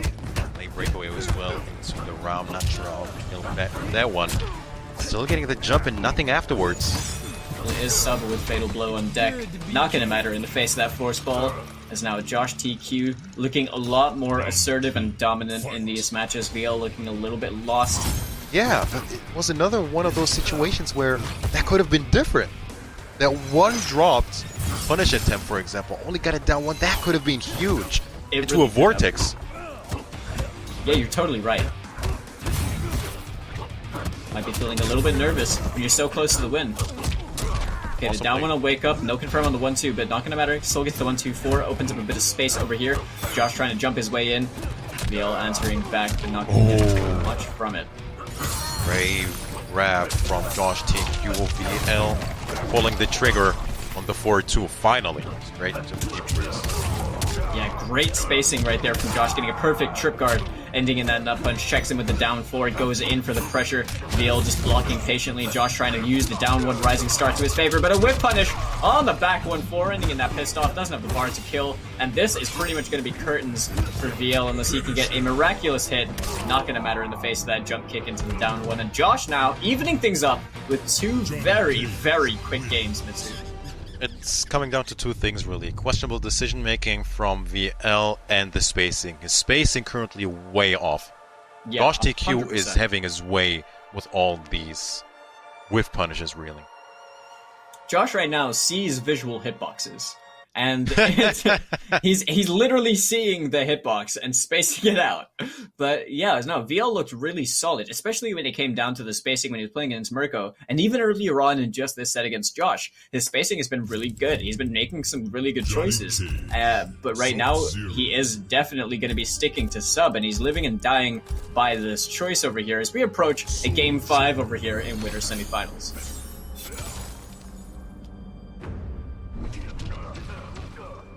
So Josh TQ working on a reverse 3-0. Let's see the adaptation from VL. I mean, he has the recipe, obviously, to defeat Josh TQ. Just needs to tighten things up a little bit. Match 5. Okay, the walk forward 4-2 to try and start things off. A lot of whiffs going back and forth. The down one punish from VL. Tries to back off a little bit. Okay, didn't believe once again. Ooh! The second hit of the string didn't come out. A flawless block on the gripping ice. Jump in is whiffed. Okay, max delay right there. With that throw, really well timed from Josh. Anticipating the wake-up option from VL, as you can tell. VL's just trying to open up Josh right now, but it's just not really working out. You can see he's second-guessing his 50-50s almost. Checking him with all these down ones. Man grab. Yeah, and even though VL, like, you know, he'll get a hit with the down one or something, he's choosing to back off and open up the space again. It's just not getting anything for him. And now Josh is on set point, about to make this reverse sweep happen unless VL can answer back and make the counter adaptations that he needs in order to win this game. Okay, great air to air. Oh, hey. The micro duck. Micro duck, yes, releases it. 27. This is a big start. There is no breakaway. The restand. Interesting back-to-back down once, keeping Josh TQ honest. No fear, still pressing, still jumping. He is. Just a back one. Not really overextending this time around. I like this. Just a little button to test the waters. Yeah. Don't try and make too many reads. Uh-huh. You know? Okay, now Josh jailing with that 4-3. Caught VL trying to disrespect him there. Oh, huge breakaway, man. The next hit could be death. He's blocking so well. Josh TQ blocking so well. And that is it. Oh my goodness. And he keeps him standing? Oh, he didn't even VL! end. He won. You madman. You absolute madman. However, it earns himself a match point. Double match point here. He still has the fatal blow to work with. He got so greedy over there and still managed to take the round. And still right now, he's going to catch that 4-2 right there. Doesn't get the ender on the rest of that combo. A lot of down ones being thrown out. Josh with that forward throw going to knock VL towards the corner. One. Ooh, Oh my goodness. Ooh, then up to getting stuff. Really chasing VL here. 4-2 into the creeping eyes is going to be good. Throwing everything and the kitchen sink. Yeah, VL right now. Oh, he it catches worked! the ice ball! It worked! How did it work? Stand back 3. Ah! Unblock. He did unblock amplified as well, Falcon. He didn't confirm it. The nut punch choosing to respect right there. Reversal fatal blow. What? I don't know if that's what he wanted, but regardless, Josh making the reverse sweep happen and ending it with a friendship.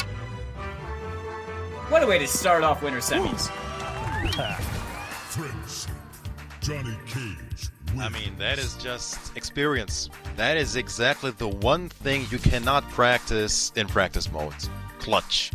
Now, when the heat is on, when you feel the heat in your stomach, you can't really recreate that in practice mode. And I think that was exactly one of those situations. Josh TQ kept a level head, really, and Honestly, yeah. that situation, VL tried to cheat his way out with an easy fatal blow. Not gonna work. Being wise to it is Josh TQ getting the reverse sweep. Yeah, honestly, and that's such a hard thing to do, especially in high-pressure situations like this in your winter semifinals of regional finals. You're playing for a large sum of money. You really got to make these kinds of individual wins count that much more. And ultimately, Josh came out on top, showing why he is a top-level player over here in Europe. VL, you know, this is not the end of the road for him as well. That was still an incredibly close set, and I hope that he's still in good spirits. because we're going to see him again in the loser side of the bracket. He should be definitely making it so far as the dark horse and almost clutching it out, almost 3-0ing Josh TQ, but you know, that little clutch situation after being, you know, so greedy with the fatal blow, working out, you know, really going with momentum into the final round. Josh TQ clutching it out, being the clutch player he is. So we shall be jumping into the next winners semifinals, which will be Video Games Yo versus Asori Amatse. A lot of history in that matchup as well. But before we do that, let's take a look at the Mortal Kombat 11 merchandise store. If you fancy yourself some MK11 merch, be it shirts, be it accessories for your phone, general apparel, head over to amazon.com/Mortal Kombat to cop yourself some Mortal Kombat merch. I got myself some courtesy of Anaris Esports, and I can vouch for it. I like it quite a bit. So go ahead and get yourself some merch. Amazon.com/Mortal Kombat. Yeah, go get yourself something sorted out. And you can see the winners semifinals over here. The bottom side of the bracket. These two players have gone head-to-head countless times by Yes. now, Mitsu, right? Countless times. We've seen this matchup time and time again. So Video Games Yo being CGL, you know, one of two players for CGL over here in the top 8, has a lot of experience playing and his approach to it's very unique. He doesn't play the Cetrion matchup, he plays the player matchup. 100%, right? So we can expect to see kind of like any pick, but at the end of the day, you do still have to factor in the fact that you're fighting against Cetrion. So you have to have a pick that matches that well enough to make it comfortable, you know, however you might do that. Asa Damati, on the other hand, I'm sure might have something prepared for if this were going to be the outcome, you know, for VGY, so we could see something potentially different. In terms of general decision-making, characters-wise, I wouldn't expect to see anything other than Cetrion, and that's what we see right here. But earlier on, I did mention VGY's Fujin, and seeing Fujin against Cetrion makes total sense to me. This is almost a runback right here of Lockdown Third Grand Finals between ASO and VGY, playing this exact same matchup where it came down to the wire. Usually, I think it's fair to say that Video Games Yo gets the better of Asori Amatse, but here the stakes are higher. So let's see how Asori Amatse fares against his arch nemesis, almost feels like, in Video Games Yo. Here we go, the second winners semifinals. Oh, the final active frames. That 4-3 got confirmed into the Skywalker. 25% to start things off. VGY with a jump kick confirmed again. Ends in the win case.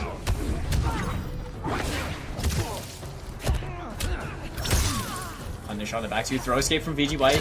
Being ever so aware of those. Very hard player to actually try and throw. Oh, and the whiff punish.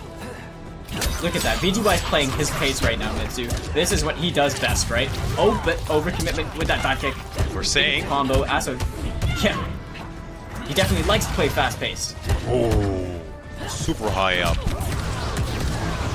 And clean whip punish again, utilizing Fujin's movement ever so well with very well spaced forward threes, which you have to really be watching out for if you're trying to take your turn against a player like VGY playing Fujin.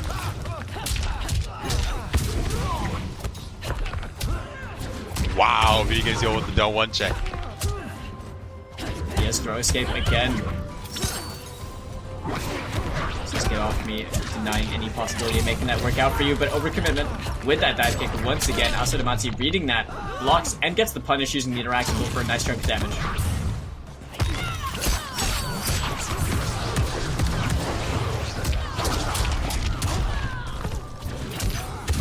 Okay, sit back to the corner. We're gonna have the jump on hit right there against the deadly winds. VGY not expecting those minor plus frames. Oh, Uh-oh. bled under. Still alive. This is Asori Amatse, but barely. Needs one more hit, man. One more hit is all that Video Games Yo needs. However, Asori Amatse finding the hit, keeping Video Games Yo honest with the down one. One round apiece in this first match. Final round. Fight. Yeah, definitely, and all VGY really needed was something like a 4-3. Just a single button into the fatal blow, but that was a great challenge in the air to air with the whip kicks. As Aso now in the corner, using that whip push to keep himself safe, with the crossover kick confirmed once again into those aerial whip kicks.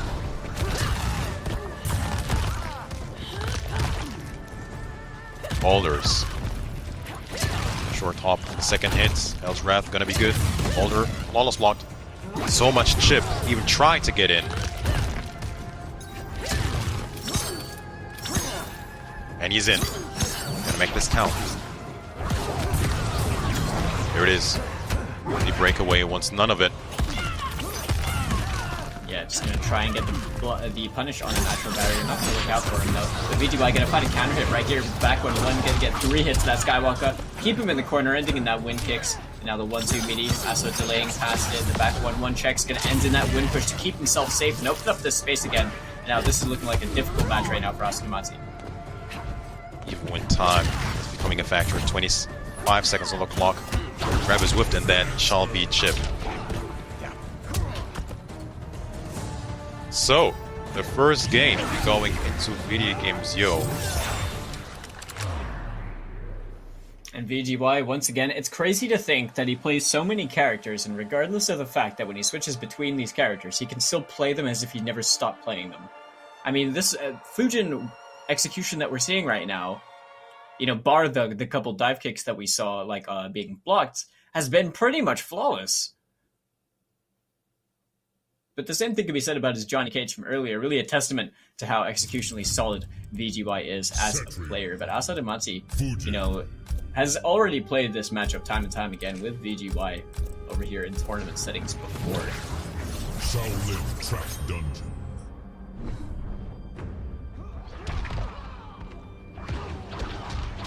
So we approach game number 2 over here in the Shaolin Trap Dungeon. Wonder if we're going to see as many forward threes right out the gate as we did last time. So we saw 2 of them get swiftly hit confirmed straight out of the gate. There it was again. Yep, blown up straight away by the natural barrier.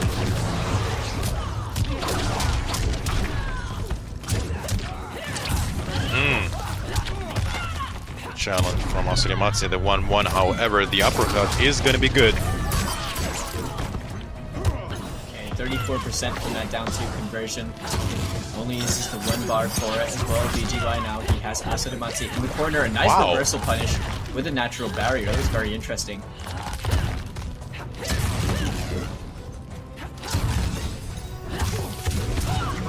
Wow, 4-2.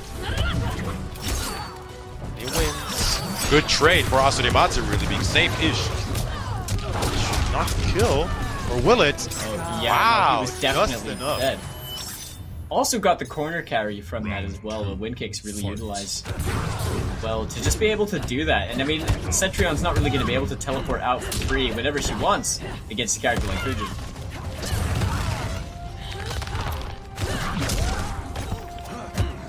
Wow, in time with the dive kick. Okay, just already airborne, too low to the ground to make anything more from that happen. But now VGY harassing Asukamatsu, making him block all of this pressure right now in the corners. Asuka is trying to find his way out, but he's going to get counter hit by that back one, going to get picked up immediately by the Arsenal. Nice confirm right there from VGY, but the armored interactable from Asukamatsu, try and get him off. Not gonna work too much as Video Games Yo finds that up to punish. Oh no! Speaking of which, no punish from Asukamatsu. 1% left. Accept defeat.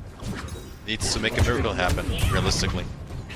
It really does, but VGY is just going to have to back off over here. 30 seconds left on the clock. Not going to matter. That win push amplification coming in helpful to close out the game right here. And now Video Games Yo with a very swift 2 games over Asukamatsu.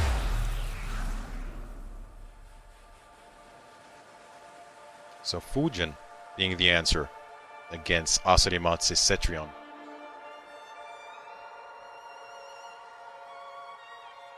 Needs one more to make the Brothers Act happen in Winners Finals. Josh TQ awaiting Definitely. the opponent.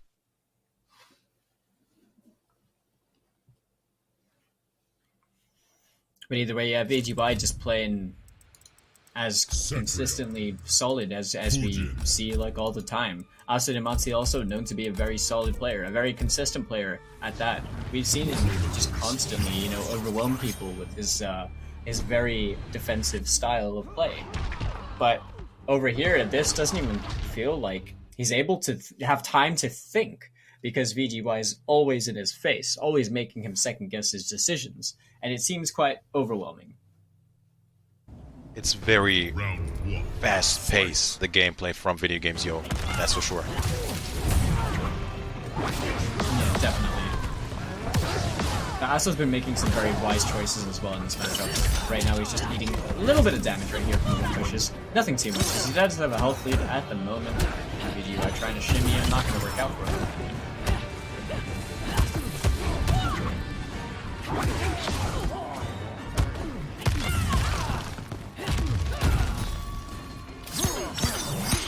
Like, movement as well from Video Games Yo. Look at that. Yeah, oh my god, you see him just back off and you just Saw it. about the movement.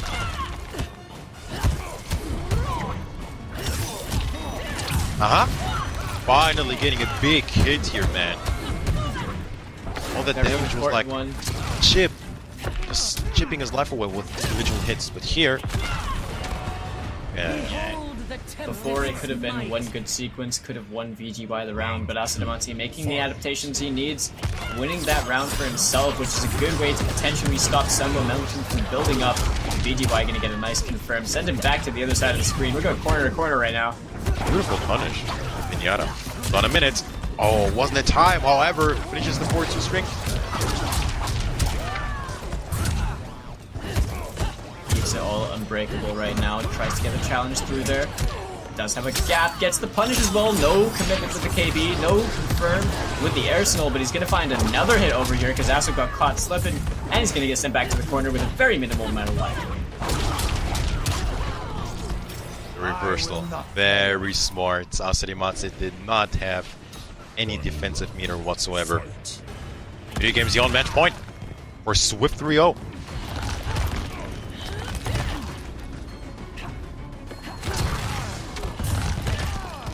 Okay, the Hell's Wrath, the boulder as well to deny the possibility of that state being closed from the roll. The movement right now from VGY.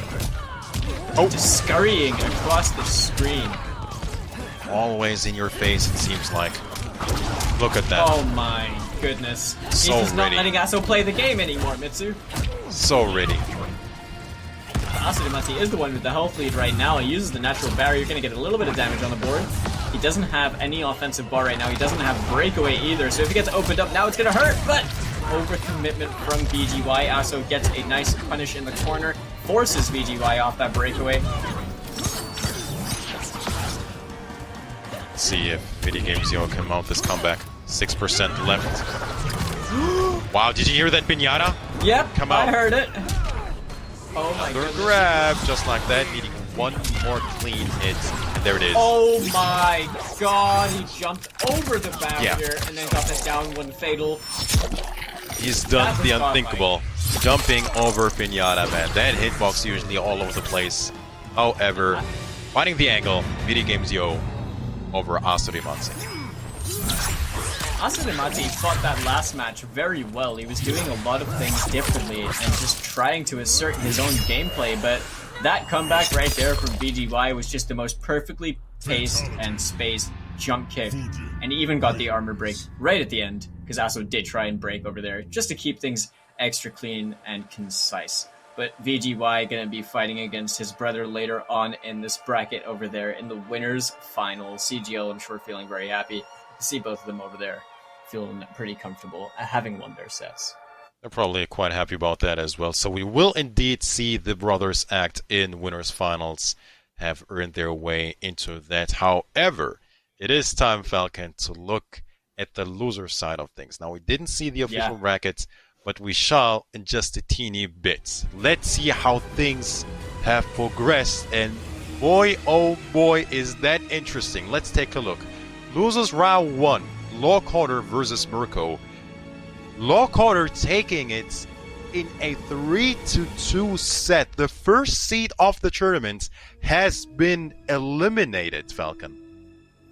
Yeah, that really seems to be the case. I mean, the first seed going 0-2 in the regional finals goes to show that everyone really came, just so prepared and so hungry for this win.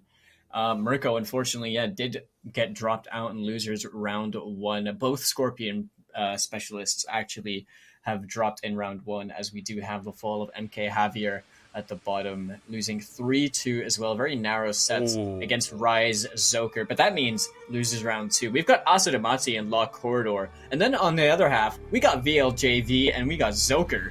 Now, these are all 4-star players that have been around a lot in European Mortal Kombat 11 action. We've seen many times now, but really still unpredictable matches.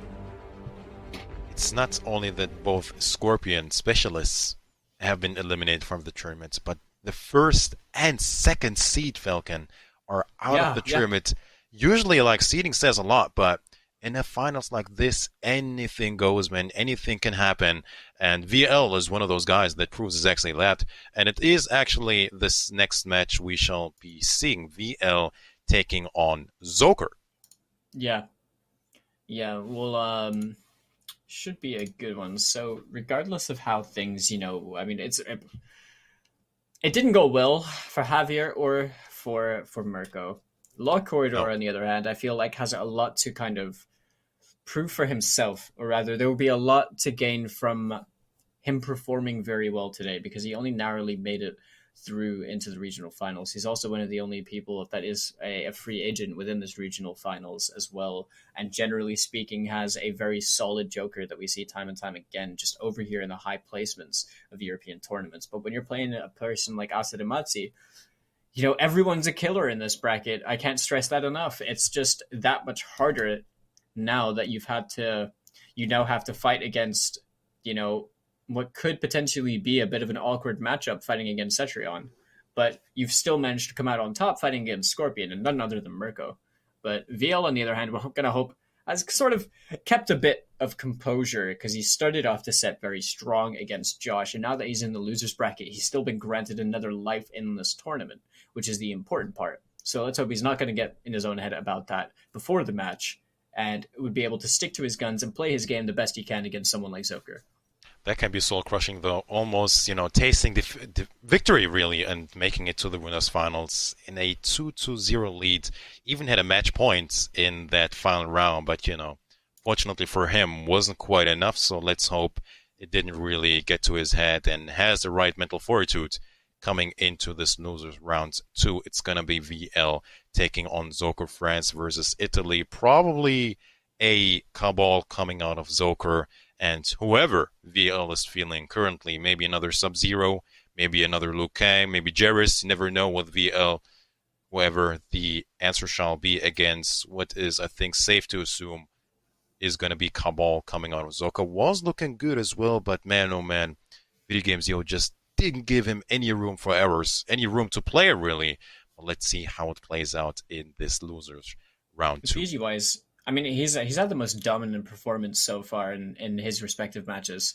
But that aside, I mean, Zoker is the Cabal specialist, right? Aside from Sonic Ninja, who we saw in like offline settings over here, one of the UK players, we have Zoker that's really been the forefrontal Cabal since, being within the pandemic, playing all these online events and stuff from being able to compete online, has been grinding so much and is like the staple Cabal currently of European Mortal Kombat 11.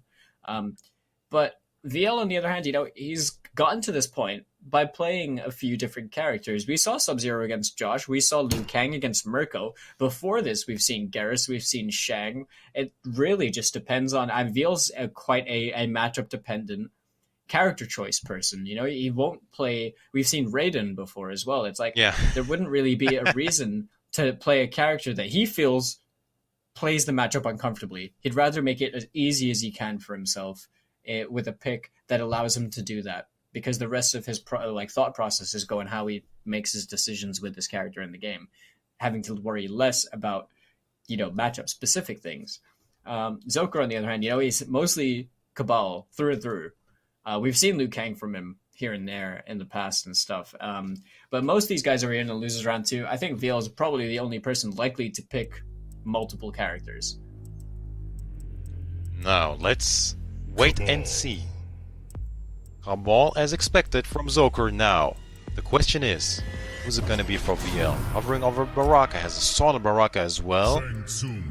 He does, but, Baraka, a bit of a mixed bag. when it comes to how you can make the character work in certain matchups. And Cabal, you know, more of a hot topic character, having been one of the winners, really, of the Ultimate patch.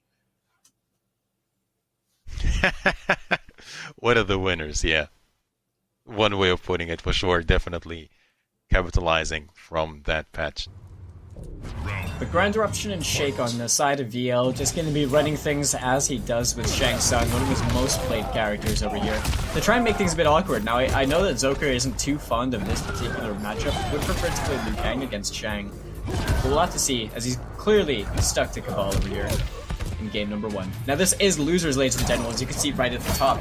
The loser of each of these sets is going to be eliminated from the regional finals, for anyone unaware of how the double elimination format works.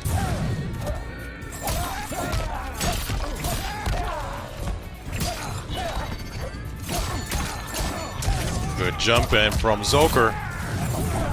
And the breakaway. Ouch! Snipe from Zoker. Escape failed as well. It's looking very good for Zoker here. And another grab to seal the deal. Brave grab, actually. I feel like it's such a scary thing to do, man. So grab the second the opponent is under 30%. Yeah.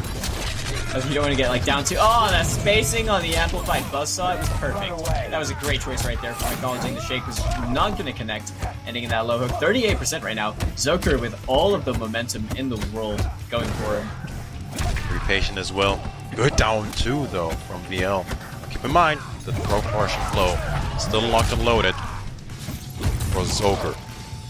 With flawless block on the post drop.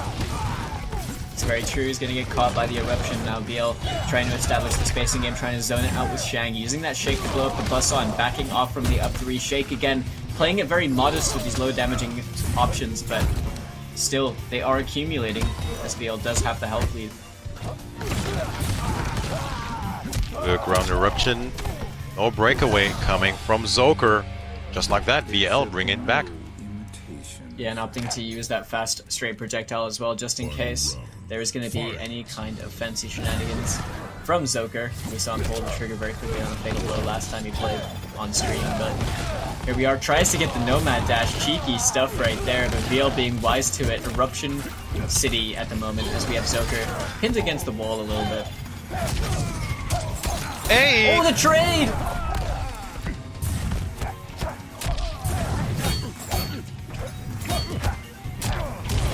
Snipes.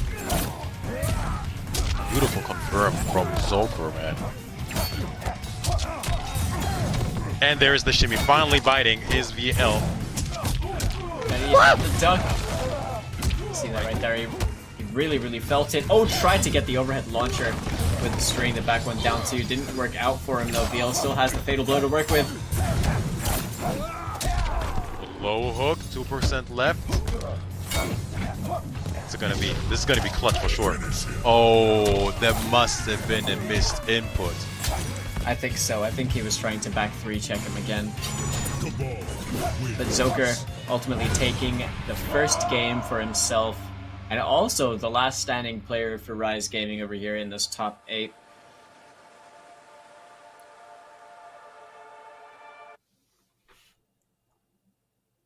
But it's also, you know, it's really nice to see Zoker actually utilizing the forward 4 Nomad Dash confirm, as, you know, forward 4 is hit confirmable with the dash cancel. But often when we see Cabal these days, we're seeing slight gas and hook grab, you know, combo extensions, utility, movement, basically taking away the premise of Cabal having like weak ground-based movement. He has really strong air movement. So it makes sense you're kind of compensating for that weakness. But Zoker doesn't do that very much. Even when he was playing Slight Gas earlier on today, it doesn't play the same way. Like if you go watch Tekken Master play Slight Gas and you watch Zoker play Slight Gas, two very, very different styles. One person's moving all over the place all the time. The other person a bit more calm, reserved. So this variation suits Zoker a lot more for the kind of player that he is.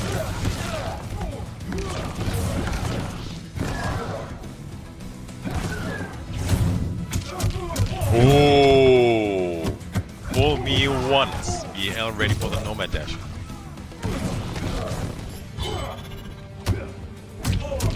Didn't work out for him. He's going to get the back 3 down for it over there. Or, no, back throw instead. Excuse me. There's VL almost sitting on full life right there.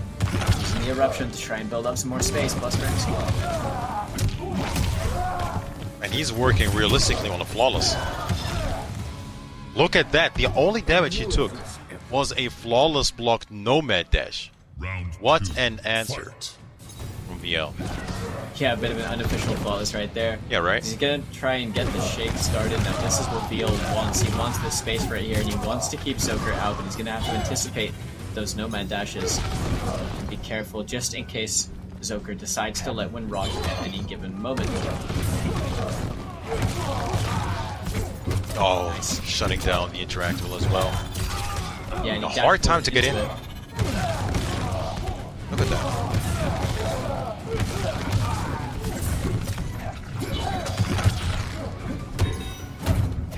Interesting choice right there. Okay. Poke into the Gond of Eruption. Yeah, 5% left. This is gonna be tricky. Chip alone. And the down 2. This was a totally different VL, man. He had over 900 health in both of those rounds. He won with more than 90% of his life in both those rounds. That was really a display of Zoker just looking like he had absolutely no idea what to do against Ground Eruption after the Nomad Dash was blocked in the beginning. Like, he was way too scared of doing it again. And VL really, took maximum advantage of that. Did exactly what he needed to do to tie things up 1-1. Now this is the character we do not get to see often. When's the last time he pulled this out? It was only like one time maybe, right? Is that how many times he's played Collector for us to see? Again, a man of many characters.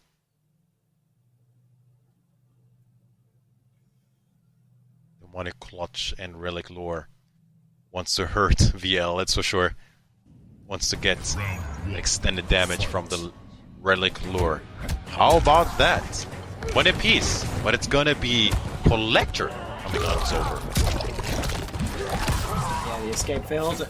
Not gonna matter when it's Shank's son anyway, but still, Zoker did try and tank that. You can see VL just casually playing with this space over here. The Grand Eruption still being an absolute nuisance right here in the neutral with such a tool. But the Bola trade definitely in favor of Zoker. Only got the 4-3 conversion from it though. Don't know about that one anymore.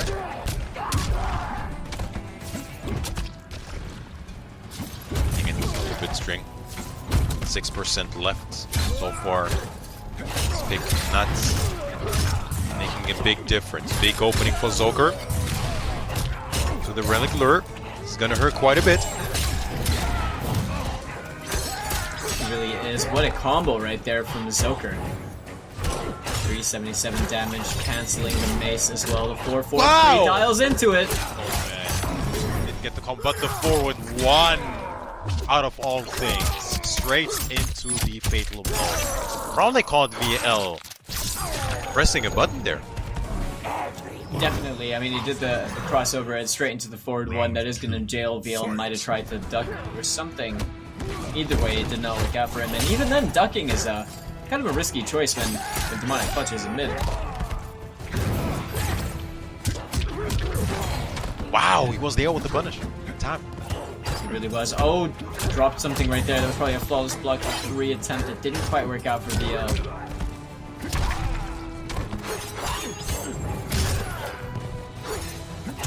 Cancel this time, just a slight delay. There is no breakaway available for VL. This is gonna hurt quite good. It is 334 damage for Zoker. He's gonna get the KB over here as well with the 2-1+3 string. And just like that, Zoker with this switch over to Collector, completely controlling this game right here and making VL look a little bit lost. Now is the point advantage, and sitting at 2-1.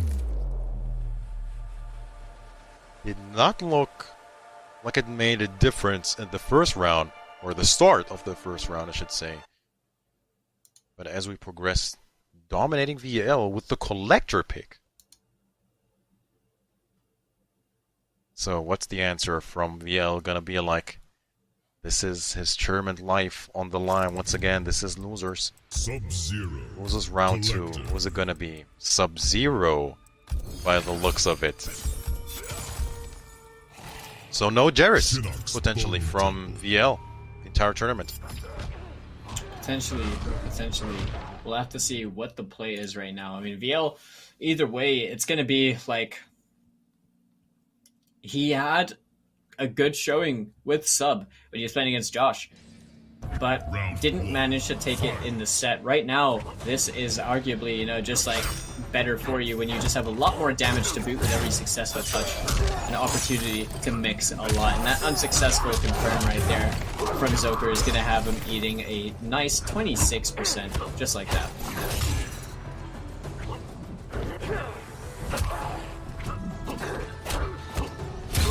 Anti-air, back-to-back pokes, to walk back into back 3. Sub-Zero special.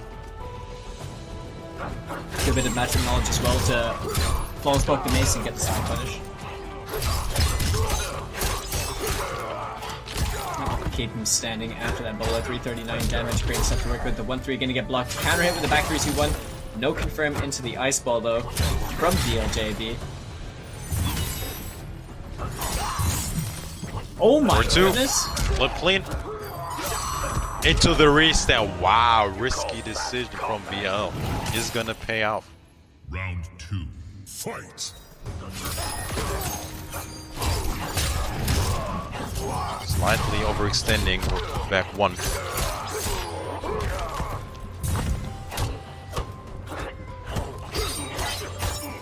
Not in time. Punish on that whip throw.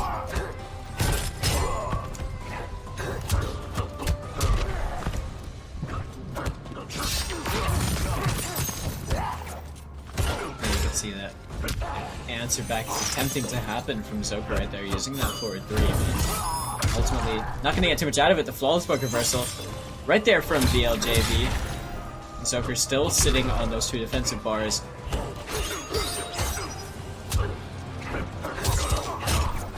Oh, he was there in time and auto-corrected. It should be around. And it is. Match point Zoker to eliminate VL from the EU West Regional Finals. Yeah, we're gonna have to see VL really bring it if he wants to stay alive over here in the Regional Finals.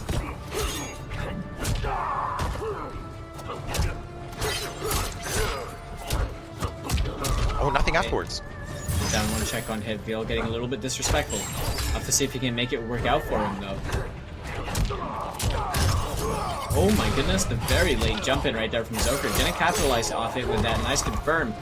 27% right there. Checks him with the standing ones, keeps him guessing. The forward 1 check, and this should pretty much be all unbreakable into death. And that right there is Rise of Zoker advancing on in the losers bracket over VLJB. Will unfortunately be eliminated from the regional finals. So, unfortunately, another one being eliminated. So it's coming down to the top 5 who are still surviving, really. That's the objective so far.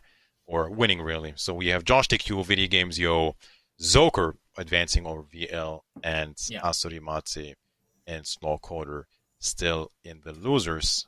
Shall be seeing that match next. But that's just the brutal nature of tournaments, man. Some people have to go.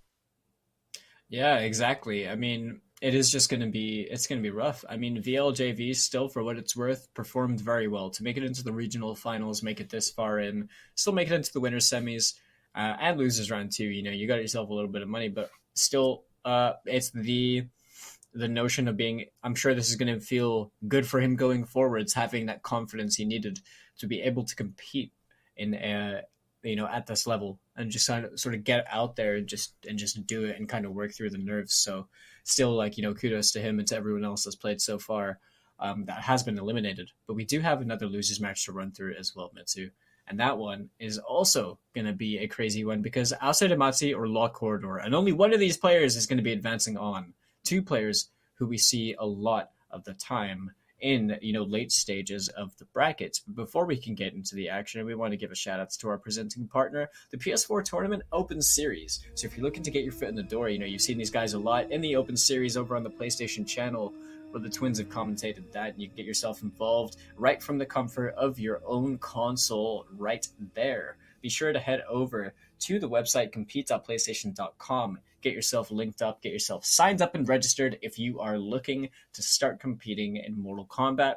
And just do that from, your house, from your room. You're feeling pretty comfortable with it. No excessive requirements, no money in, they're all free to enter. So it's just as simple as that. And that's really the infrastructure behind the Mortal Kombat Pro competition. That's where things have been really started for these players. That's the whole system that these players have been going through. Let's take another close look at the bracket. So top 5 has been set. Josh TQ, Video Games Yo sitting in winners finals, and now we shall await the opponent of Zoker in the loser semis. It's gonna be either Astori Matse versus Law Carter. I don't know how Law Carter will be handling the Cetrion coming out of Astori Matse, because you really got to be patient with it. We saw the answer from Video Games Yo. That wasn't even really patience. That was just Fujin doing his thing, being very oppressive, always being in your face. Joker usually doesn't have that, luxury of always getting a way in, I guess. Well, he's playing Boeing, so maybe that's one way of getting in. Maybe. I mean, it's a question of whether he decides to play Boeing or whether we run with the other law variation, which is Batsy Pew Pew. Because maybe that would help a bit in the matchup. He does like to run Kapow Batsy Pew Pew at times. There's also Kapow Jumping Jester. It really just depends on what he feels is most applicable for the matchup. But generally speaking, there are other players out there in Europe who do play a lot of Cetrion as well. Law obviously knows what the character is capable of. I think we could just expect to see something more of a comfort pick. Kapow and Boeing it is. Here we are, man. I mean, the last match over here in Losers Round 2 to determine who is going to be advancing on in this tournament to make it into the top 4. So we're narrowing it down in the regional finals. Law Corridor, unsponsored player versus EE's Asadimatsu.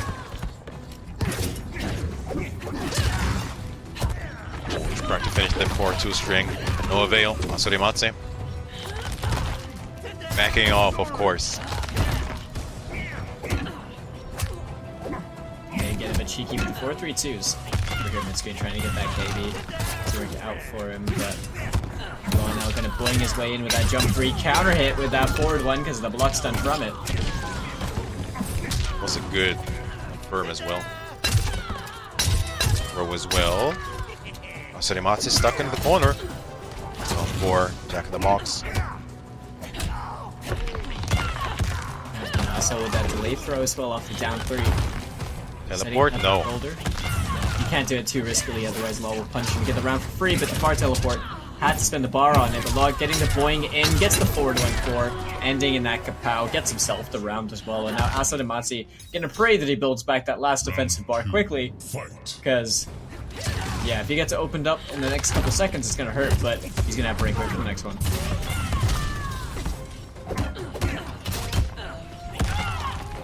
Flawless block.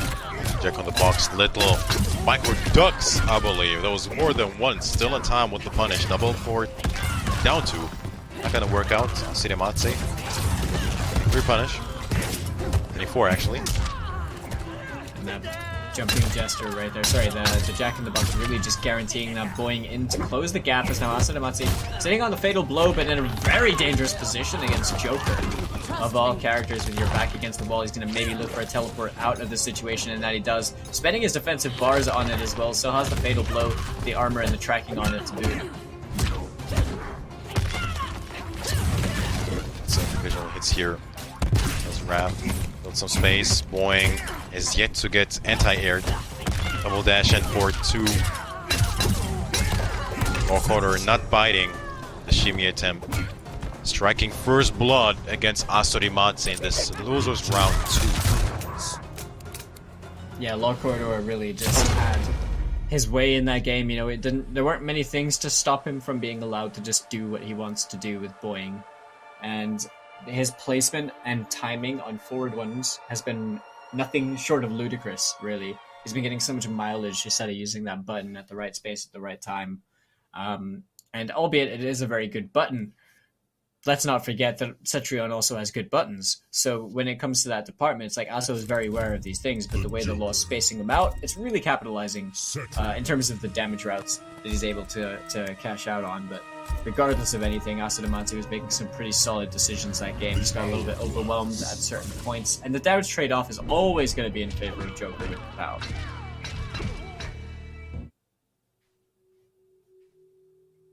I'd be very surprised if this wasn't just back to back to back, same character, same variation really, from both of these gentlemen. However, the score might end up being match 2. So yeah, this one pans out. You do have Law Corridor in the lead, as you can see on the top. He has been eating a fair few of these Hell's Wraths. Now right now, Asadamati, see, he's done all this damage with all that work, and right now, most of it has just come undone. I mean, 20% right there because Law chose to go for the Jackbox, for the armor break, but also holding on to his meter. Almost sniped out of the air. Our content is going to be good. Wow, that was probably solid 10%. Throw counter as well, and now we're down to pretty much even life territory. Oh, big forward 2. Finding its mark into the Pinata restand. Deadly wins is going to be good. 2% left. And yeah, you could tell the boing attempt was there, but the Hell's Wrath gonna clip him in the toes. And Asadamati gets an important round for himself. Round 2. Fight. Full screen as well. This is in favor of Asadamati. Round pound. No! He had so much time for a punish. Teleport. He really did. No Law using the double down twos keeps it all unbreakable. 34%.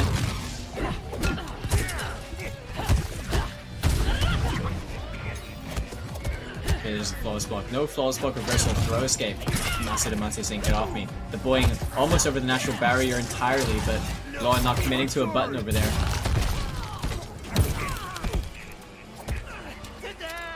The late grab. How about that?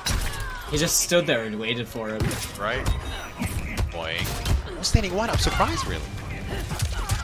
Bit of a tricky one.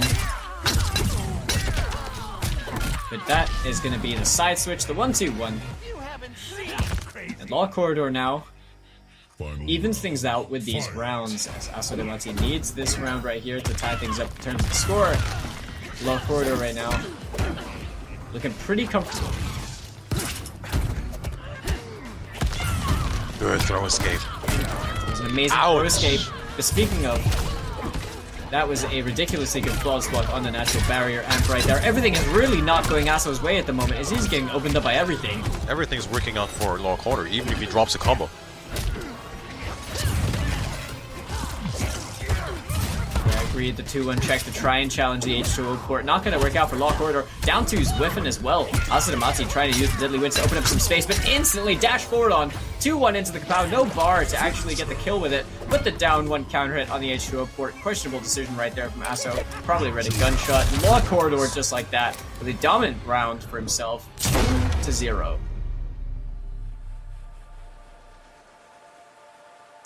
It was just like Law Corridor had all the momentum going on his side, man. Everything was working out, even if things went wrong. Asadamati having to work very hard to get anything going for himself realistically. Needs to make something happen here to stay alive in the EU West Finals. Cetrion. Well, this pick has definitely been working out wonders for him. You can tell that he seems quite comfortable in the matchup. The boing is, there's a lot of mileage that we're seeing from just that one special move and the implementation of it. Asadamati, you can tell, like, he's just... It seems like he's just kind of getting overwhelmed. I mean, this is essentially a free gap closing tool, right? So you constantly have to do that. But then you're also playing around the fact that Law's using forward 2 outside the natural barrier space. He's using forward 1 a lot where you want to poke. It's just being overwhelming. Okay, boing. Look at that. And again, ending in that boing crossover. Interesting. Probably setting something up. I'm not sure.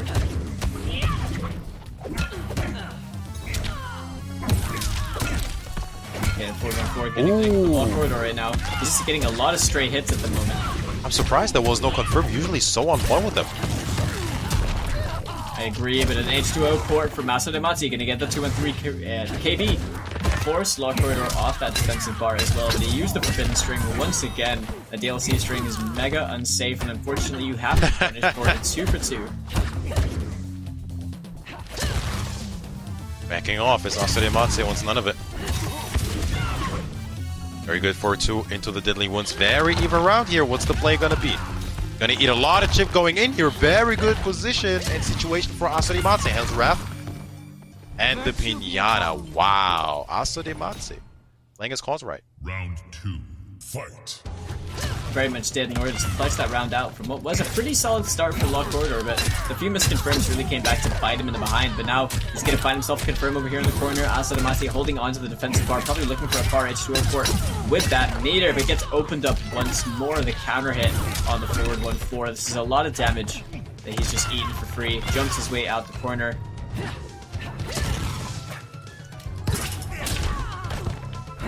Oh, and he tried the standing one, but that was just a very fucking situation, I think. And it's up even behind him. It's gonna be Law Corridor with the match point to eliminate Asadematsu from the tournament. Just like that, reversing positions here. Definitely, and we're seeing Asa's pokes get crushed so much by that forward one as well. Blood. Oh, look at that. You just can't even use that Hell's Wrath. It's been blown up so many times now. Law being so aware for it. Okay, the 2-1 confirm. He's going to get no pickup over here. Chooses to keep himself completely safe in case there was a breakaway. Law jumping around a fair bit. Asadematsu frantically trying to fight his way out of the situation. And that's the corner. Another Pinata. Second hit, hitting its mark. It's a matter of time until a boing will happen. To see how it goes, you can tell Asa was trying to make the read. Desperately trying to make it. If he can get that 30% from the straight boulder KB. And Lord just biding his time, right? Oh! That could have been huge, and he's getting the grab, and that shall be all. Wow. I think he unintentionally screwed with Aso's rhythm by dropping that confirm on the jump in and then just doing the fatal blow cancel straight into a forward throw. It was like a drop and then he picked it back up in that situation, getting that throw. Well, damn. Law Corridor with a 3-0 over EE Asadematsu, going to be eliminating the Cetrion over here in Europe West's bracket. And the loser's side of things, but also very well played to Aso for qualifying for this position and still making it this far into the bracket, but ultimately has now fallen. And that concludes our losers round 2, where we have a definitive top 4 remaining. That we have, and we shall be taking a look at the bracket in just a teeny bit, but the top 4 in the remaining of the tournament shall be Video Games Yo, Josh TQ, Zoker, and Law Corridor. This shall be the loser semifinals between Zoker and Law Corridor. It's going to be Germany versus Italy. And of course, in the winner's side of things, we have an all-UK brothers act between Josh TQ and Video Games Yo. Every single one of these gentlemen earning their spots so far in the bracket. And, you know, Josh TQ and Video Games Yo, respectively, at least a top 3 finish guaranteed, which is what, $750, I believe? Yeah, $750. So congratulations to all of the top 8, really. No one is going out empty-handed, which is always a good touch when it comes to these finals. But we shall be taking a little bit of a break. When we come back, it's going to be winners finals time. Josh TQ, Video Games Yo, right after this. Hey, what's going on, everyone? Welcome back, and welcome if you've just tuned in. We're here with the EU West Stop, the final one, the regional finals over here for the IKK over in Europe. I am Falcon, joined by none other than Mitsu Owens over here on the mic to deliver the rest of this bloodbath that we've got left for you in this top 4 of an absolutely stacked bracket that we had so far. But now we're down to the final 4 players, and ultimately only one is going to be crowned our champion over here for Europe West. Speaking of bracket, let's quickly take a look at the action and at the tail of the tape, so to speak. We have 4 more remaining players in this tournament. This is how things went in the loser side of things. Lockwater versus Zoker. We shall have in just a little bit, but for now, it's all about the Brothers Act and all UK winners finals. Josh TQ versus Video Games Yo to find out who advances into the grand finals. Yeah, you couldn't have said it better. Now both CGL players over there, all UK right here, winners finals. So this is no surprise, as we've seen both these players really be the two staple, top players we've had in Europe for quite a long time. Granted, there have been really solid performances and wins from players such as Mirko and Law Corridor in the past and things like that, having won stacked tournaments too. These two players are the ones that tend to come out, a lot when it comes to the winners finals regions, right? We see these guys fight against each other a lot, having fought each other in grand finals before as well in tournaments like Massive Strike. And it's good to see, as a UK person myself, it's good to see just sort of the UK NRS scene has really grown a lot, and these two players are very new blood to the scene itself, really making a name for themselves from MK11's debut. And ultimately, it really is just nice to see both these hardworking players, both brothers over here, just sitting in winners finals. And really, these guys have gone back and forth. Like, I can't predict who would come out on top. They have pretty much an equal record at this point against each other in tournament. Johnny Cage. Well then, Charon Ship. both going with their mains, so no secrets going into this winners finals. Josh Absolutely. TQ versus Video Games Yo. Aaron Black versus Johnny Cage. This might be the biggest display of a player-based matchup that we have on our hands tonight as well. Round Well, naturally, yeah. one. Fight. Here we go then. Winners finals. And already both players swinging for the fences. Josh gonna catch that shoulder into the low peacemaker. Oh, and ducks the 4-3, gets the punish with the 2-1-2-1-2. Knock him back into the acid, take down that health a little bit, but the acid is gone now. BGY gonna connect, confirms from that back 3-4, gonna end in that pissed off 28% for himself.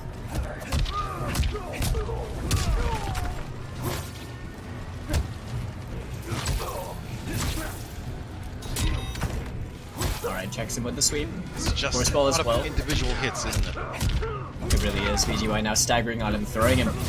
Josh has the fatal blow to work with. I've seen him do this before, and the shoulder off the duck on the projectile gets it straight into the fatal blow, and that should be enough damage to kill. 7% Is left. it? No. 7% left. No. 1%. Yes, no. No.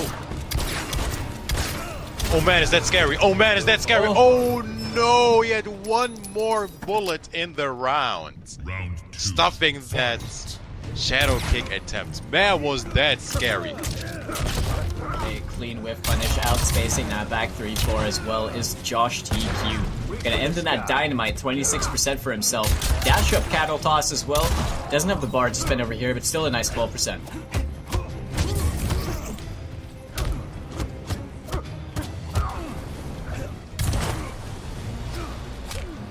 So he's playing patiently, finding his moment, finding his time. Cattle toss again, he's got a substantial health lead over Video Games Yo now. We're here in game number 1, checks with the down 3 hit, confirms straight away the 2-4-4 to blow up the micro dub attempt. Freestands getting clipped again. Not the able to punish, just sit down one check. Scott shot is going to be good. Backing off is Video Games. Excuse me, Josh TQ. With down one check again. Punish right there with that 6-framer, but ends in that Shades KB. What a great confirm right there from Video Games Yo. This pissed off should close out the round, and there you have it. On the brinks of defeat in that game right there, Video Games Yo clutched it out, tying things up, and went round apiece. That was a clean pickup from Video Games Yo. Saying that, clean trip guard from Josh TQ. Then back to Yeah, very clean. He literally crushed him straight in the the back of the head on the way down. But right there, Video Games Yo confirming it's 25%, going to be dashing his way in. Josh with the drop kick to establish some pressure with that overhead shoulder into the low Peacemaker. Flawless block this time from Video Games Yo is going to have those plus frames, minor and such, and just walk back a little bit.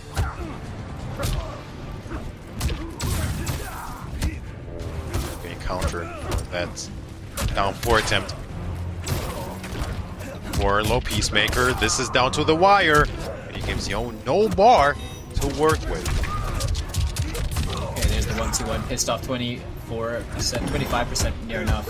Unbreakable. Video Games Yo, true block string right there. Josh not out of this. Paddle toss. Hold on a minute, he has a bar. With a Scud shot, what's it gonna be? He does go with the Scud shot, however, the forward roll from Video Games is gonna be good. EGY striking first blood against his brother here. But man, oh man, this could easily be a back and forth match 5 final round situation, Falcon. It very well could be, unless one person's able to steal momentum away from the other. Currently, at the moment, it really feels back and forth. I mean, Video Games Yo was mostly...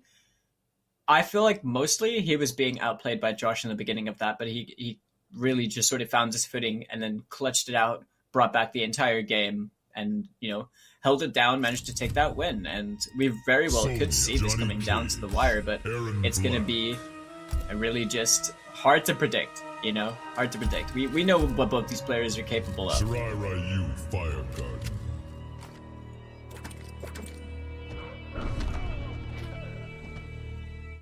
As we approach the Shirai Ryu Fire Garden over here in game number 2. Video Games Yo playing Johnny Cage and Raichu TQ, also known as Josh TQ, playing the Aaron Black. Round 1.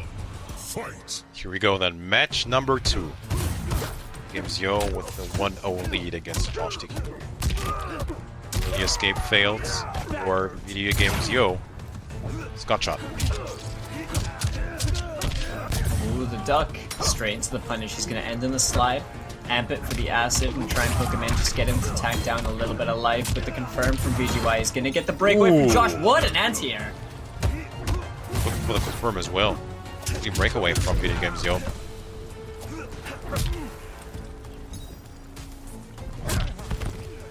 Sweep. Checks him. Low Peacemaker as well. Down Peacemaker, rather. Forward 3 and switch just in case there was a flawless block attempt on the string. The drop kick from point blank. Back to shimmy. VGY not biting. This is a scary place to be at. Especially against Johnny, man. No trip guard attempt, down 1. Double fatal blow. Anything goes at this point. Good cancel. Nice patience from Josh TQ. Back to down 4 his way out. Yeah, maybe, but he's going to get back thrown over here. No more corner positioning for VGY. Josh still has that fatal blow to work with if he needs to. The Scud shot did get low profiled over there, but ultimately Josh has the favorable position. Ooh. Didn't get the confirm properly. I think he was a little bit too far out of the corner. 7 seconds remaining. Drop kick, What's 6 it gonna seconds. be? Yes, it's short hop. No punish. Down 4 is gonna be good. The string into what? Oh Wow, my the goodness. Peacemaker with 1 second on the clock. Josh TQ. Clutch again. It's just in their blood at this point. Okay, shoulder, down Peacemaker. Checks him with the down 1 as well. Josh messing up the flawless block attempt most likely.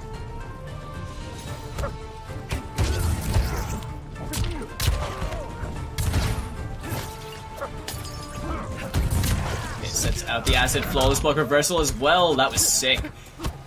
That worked Slide. perfectly for Josh TQ.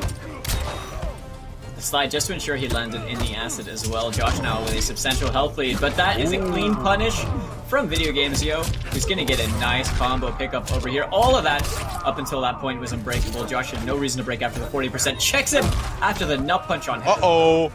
If he puts down the acid right in front of it, not gonna Drop matter. kick, and then the acid. And what you gonna do at that point? Interactable, actually. Not gonna matter. Had the bar for the amplified Scud shot. And as expected, 1 apiece. It really is just neck and neck with these guys, isn't it? Like, Right. in the 1 second 1 second, then he managed to pull off the comeback. That was pretty much like... I mean, VGY already made a comeback on him in the game before that, right? Like, both these players just have an insane level of... When it comes to clutch, their clutch factor is ridiculous because both players are very composed, you know? Aaron Black, Johnny Cage. Sarai Ryu, Fire Guard. Back to the Fire Garden. Couldn't escape it for too long as we're approaching it for game number 3 over here.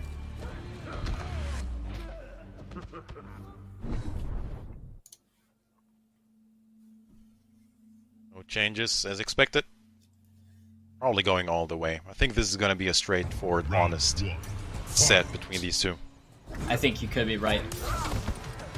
Okay, dash up cattle toss. Gonna get it started off with 17% for the bar. Challenged by VGY. The wake up down 3.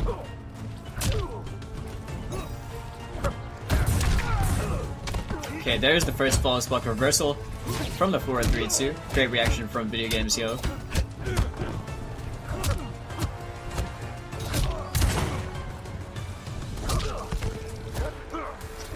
Trades straight into the grab.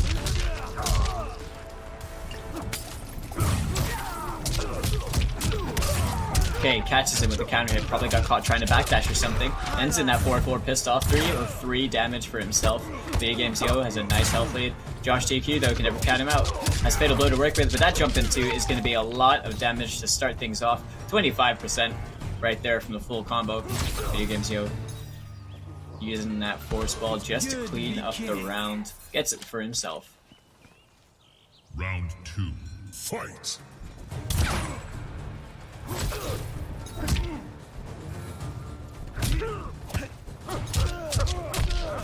Oh, getting clipped actually. Dialed that in.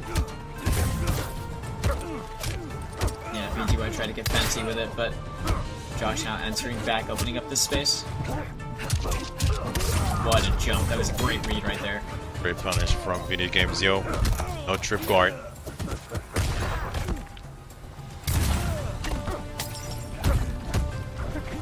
Yes, it is out.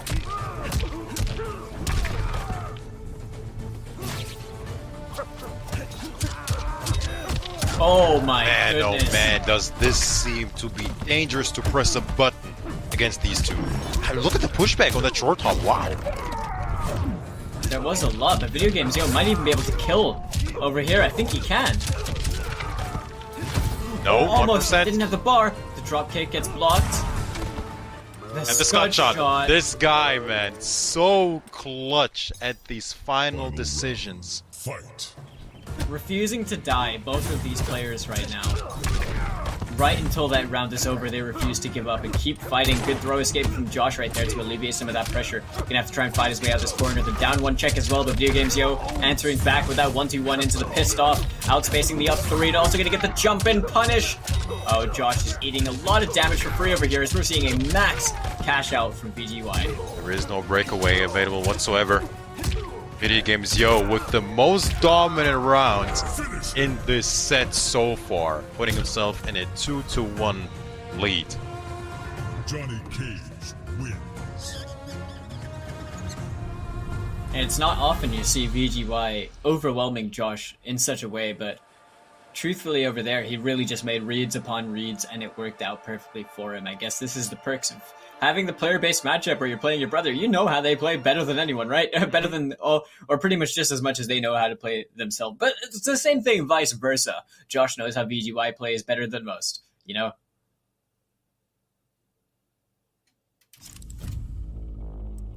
Johnny Cage, Aaron Black. Yeah, as expected.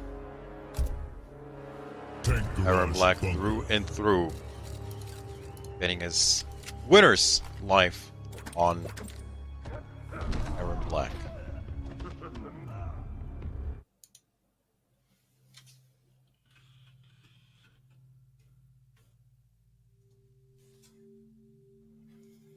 He's definitely going to be doing that to see what happens as VGY currently Fight. is in a really good position to try and win this. Ooh! Starting off with a big whip punish.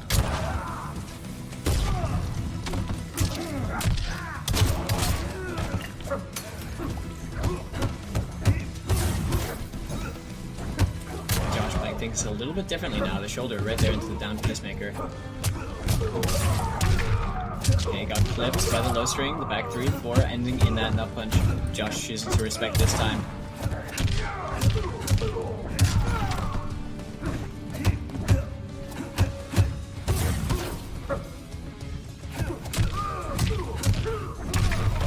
Q not afraid to just hold block. These staggers clean jumping. Wow. Tried to go with the interactable. Not gonna matter. This'll be fun. Breakaway. Wasted. Video games, yo. On match points against Josh TQ. Finding himself in the corner as well, which is always bad news against Johnny. It really is. I mean, this is where he got blown up in the last game as well. If Josh wants a chance at doing this, he's going to have to try and work his way out the corner. Because right now, Video Games, you're going to confirm straight away over there as well. Cutting it a little bit short, even though Josh didn't have the breakaway, but still keeping it consistent. And now try to make a new attempt. Josh is out the corner.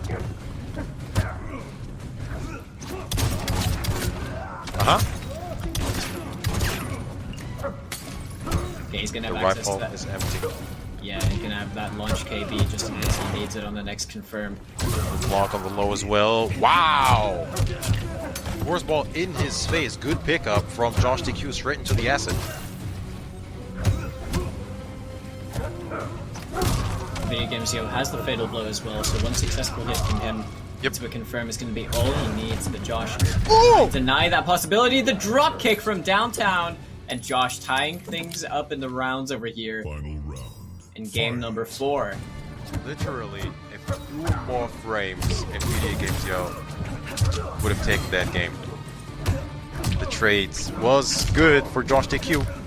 Still, Video Games Yo on match point here. We're slowly approaching the corner with no defensive bar to work with for Josh TQ. Yeah, that's true. Oh, got the convert Wow. on the second force ball. Well, airborne, and Josh got counter hit by that early jump too. And Video Games Yo, just like that, with a force kick ender, gonna take it 3-1 over CGL's Josh TQ to advance on into the grand finals, the regional finals, in winners.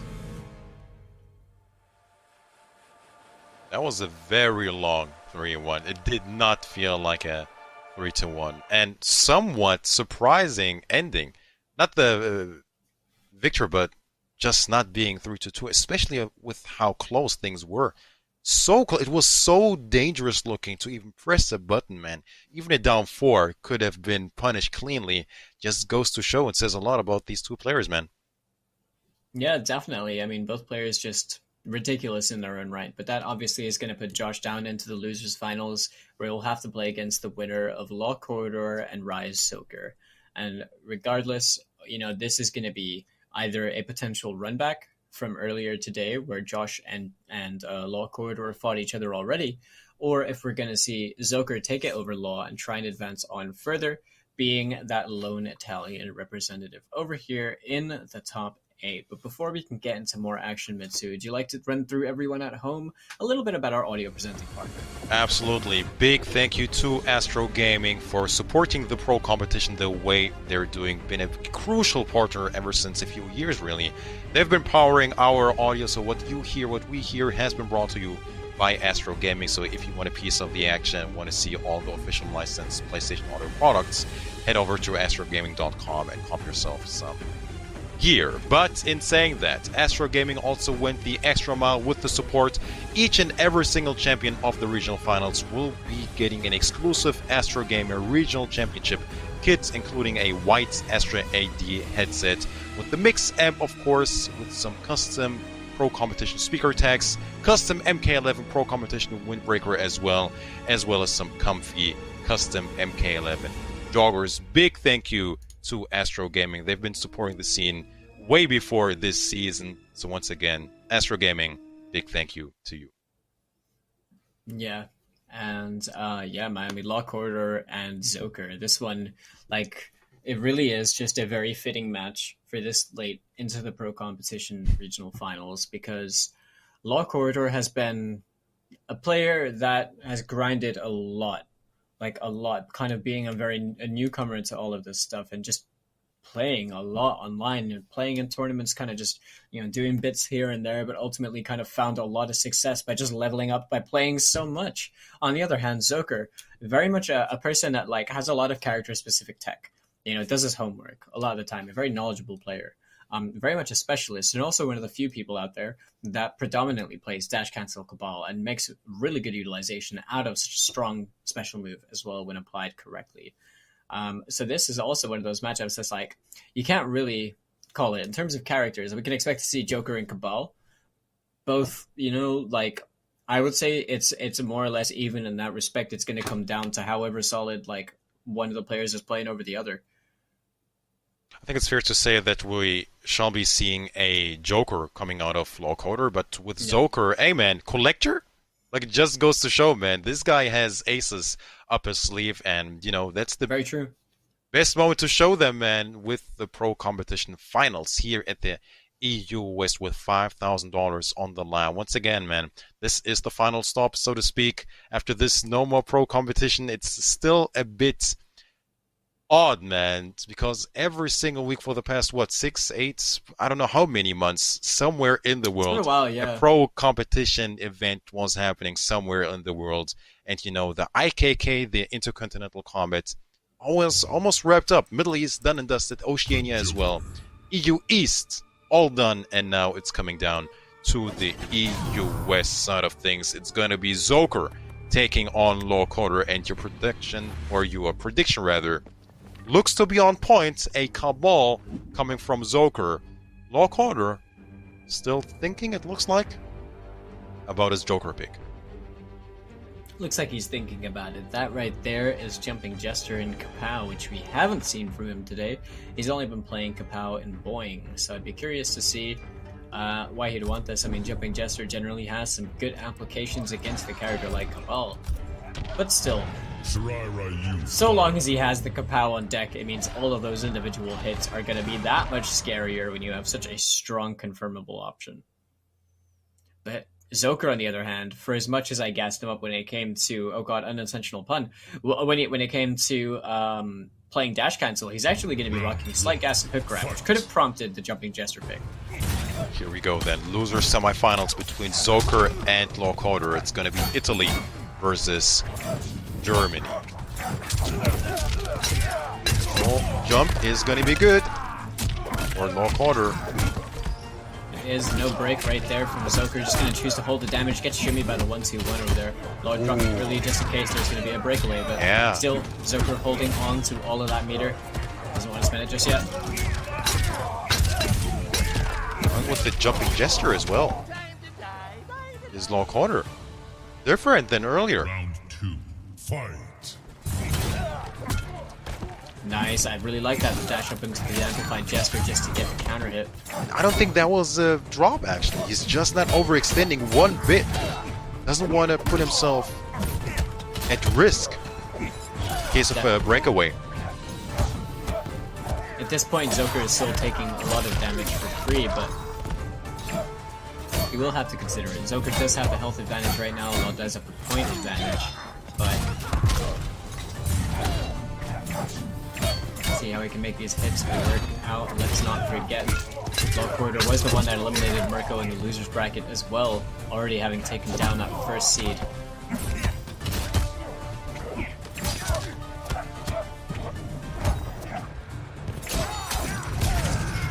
Okay, we're gonna have a clean confirm from that back 1-2 from Zoker. Crossover kick not going to work out for him though. The 1-2-3 straight into the Kapow. Using the double down 2 most likely. Now he's going to enter the 1-2-1, but he got the micro. Wow. He punished the punish attempt from Zoker. It's very deceiving. The 1-2-1 visually it throws you off. You actually recover like a lot in that peculiar part of the breakaway. You recover a lot faster. So a lot of people will try and press down ones a lot, but in that situation, Zoker did a high, and it really was. I would think it was incredibly clever for Lot to have microduct in that situation and just get the free punish.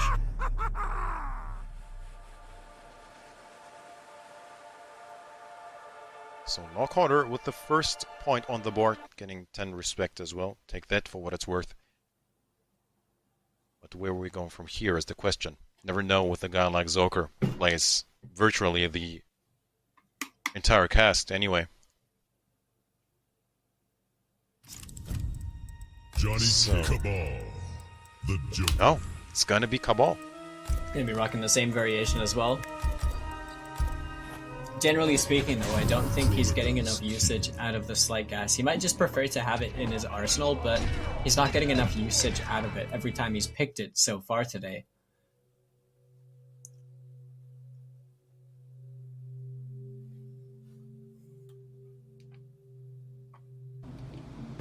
Round 1. Fight. So going into this match too, no changes. But a better start from Zoker, that's for sure. He's just gonna use that 1-1-1 over there. The back throw, block corridor. Not enough to even out the health bars just yet. Oh, standing up a bit too early. Zoker's gonna be happy about that one. Slowly pushing him into the corner. Watch the interactable though. Yeah, definitely gonna watch that interactable. Aaron Chronicles keep that thing will hold you in stasis. Okay, the forward throw, no lock corridor. Already starting to work on evening out these health bars a little bit. Slice and dice.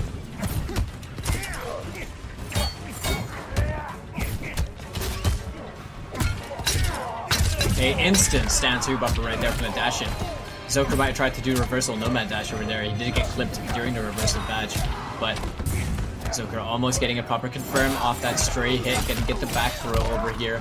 One more situation should get him the round, but and there it is. There it is. Not only did he get the final hit he needed, but he's going into the second round with the crushing blow throw locked and loaded. Fight.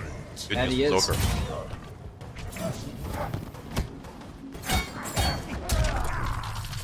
Ouch! Right on the overhead. And Lockholder has been getting a lot of grabs this round. For this game, I should say. He And really the has. worst breakaway possible, man. For Zoker. That is really bad news, however. Silver Almost broken. linings. He trades bars, really. What a confirm for Zoker. Does he even need the grab? Jumps himself in the corner. 8! Can't anyone stop me? Is that the first brutal of the evening that we've had? I think it's the second one. We've seen one earlier.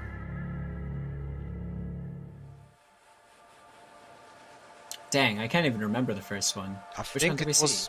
I think it was because between Lockholder and Josh TQ. You might be right. I'm not entirely sure because Either way. Lockholder was trying to BM, and I think Josh TQ didn't even have a chance to BM back because of the brutal. Could be wrong though. Oh yeah, well. Oh, we didn't either- see enough. That's for sure. Either way, you could tell that like Zoker was really hungry for that win right there. He did everything in his power to make sure that he didn't choke out that game, and he managed to pull it through, right? And he managed to still close it out and do what he needed to do. Low corridor, Retro Kid. Low corridor, pretty much just staying, with this variation. I don't actually think he has a reason to switch off of this peculiar loadout of Joker. Not in this kind of matchup. But really, it's going to come down to Zoker just got a lot of solid hits and confirms and sort of made Law respect him. And it came down to that final shimmy right at the end.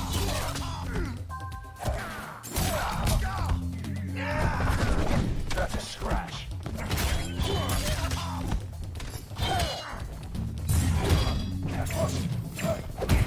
Laura now dashing his way under the forward C1, getting it blocked.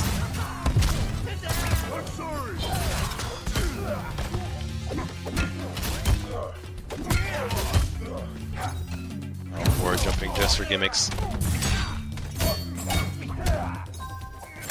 Walk on the overhead, being wise to it now. He... Grab. We're staying safe. Does, but he's going to get opened up over here. The down 2 ender just to keep it unbreakable. 27% for Law Corridor. Tries to go for that throw. The down 1 ends Wow. crossover. And that's down Standing 2 to buffer. buffer. The devil. And the down 2 out the corner. I'm not sure if Law cared about that too much. Probably did it just to keep things simple and safe, but great neutral jump as well. He's been getting so much mileage this whole day. It's unreal, man. It's right on them so many times. These neutral jumps, man. I've been working wonders. That was a reversal punish. Beautiful stuff from Zoker. Great awareness to blow up the gimmick that is 2-1 into the amplified gesture.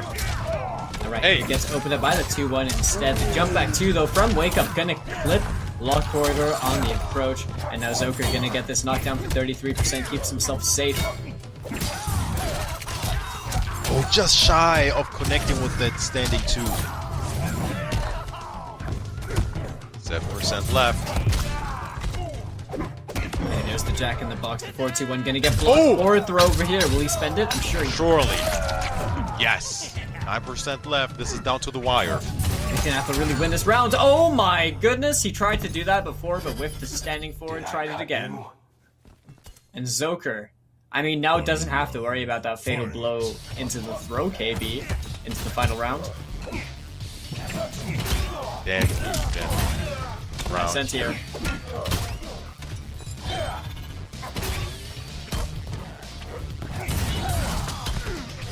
Making something with these short hops.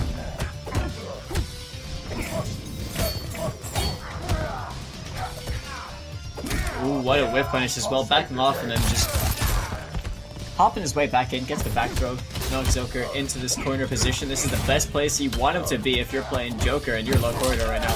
Throw escape from Zoker, gets opened up on a forward. No proper confirm from Lock Corridor over there. Decides to I'm keep himself surprised safe. there was no kapow afterwards. Beautiful pickup from Zoker. Oh, it was a punish. The corner was there, Falcon.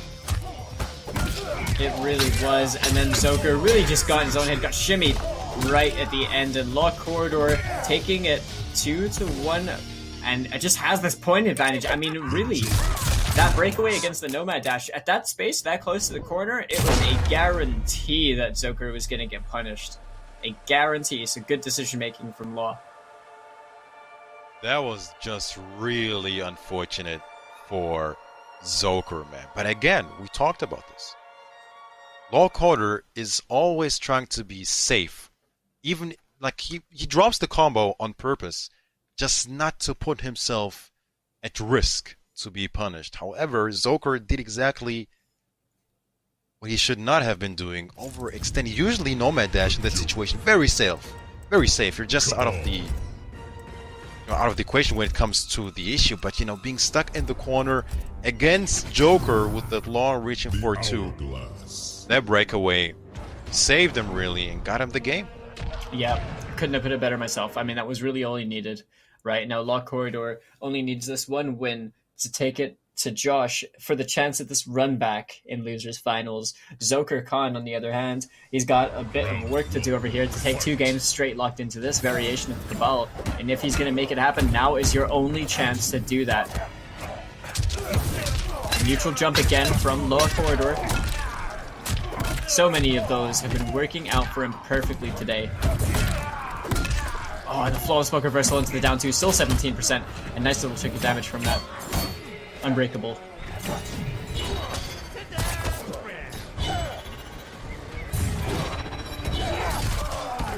Like this decision Rating. Law. Just play the health. Play the health advantage. And that, unfortunately for Zoker, is going to be that round over, which puts Law Corridor at set point here in the losers semifinals against Rise Zoker. Zoker really going to have to make it happen now more than ever. The greatest duck right there, and also keeps it with the 1-1 just to keep it unbreakable before the Nomad Dash. Zoker now with that 4 throw for himself next to the T-Rex over here. What's that going on? Oh, the 4-2-1-2. Oh, Mitsu, this is looking a little bit rough. Combo drop. Maybe respecting the breakaway. Ouch. Good standing 2 buffer as well. Breakaway. Once again, keeping it safe. I really like the decision making from Lock Corridor when it comes to his combos. Yeah, he just hasn't overextended once. You can tell the mind games from earlier on where he used the gesture and he got reversal punished. This time, using the Jack in the Box, stopping that from being a possibility. Fatal blow on the side of Zoker. Jumping gesture, not gonna help out. Wake up down 2! Clips Zoker straight out of the air. Crossover now. This is going absolutely hectic, Mitsu. This is anyone's game! It's hectic, but it's gonna be good for Zoker. Got the jump in. that gonna kill? Yeah, No, it will. Yeah. For some reason, I thought the The scaling. last hit is deceiving, man. It does a lot of damage. Yeah, you're right. It's like sometimes I gotta ask myself that question out loud because I've seen that fatal blow scale abhorrently before. Zoker bringing it back, trying to stay alive here, take us to a game 5 situation, but here comes Zoker, still on match point. The little delay into 4th. I'm very surprised there was no kapow. Then again, didn't have the bar to really make it count. Standing to buffer straight into the kapow. Oh, and mind games and the armor break. Oh boy. Law has this in the pocket right now. So he's got Zoker squirming his way out the corner, and the Stancy one's all he needs. And Law Played it so safe. He played it so safe, man. Yeah, he did. That last game as well, especially, he just played it a lot safer than he had the ones before that, making it even harder for Zoker to play how he wanted to.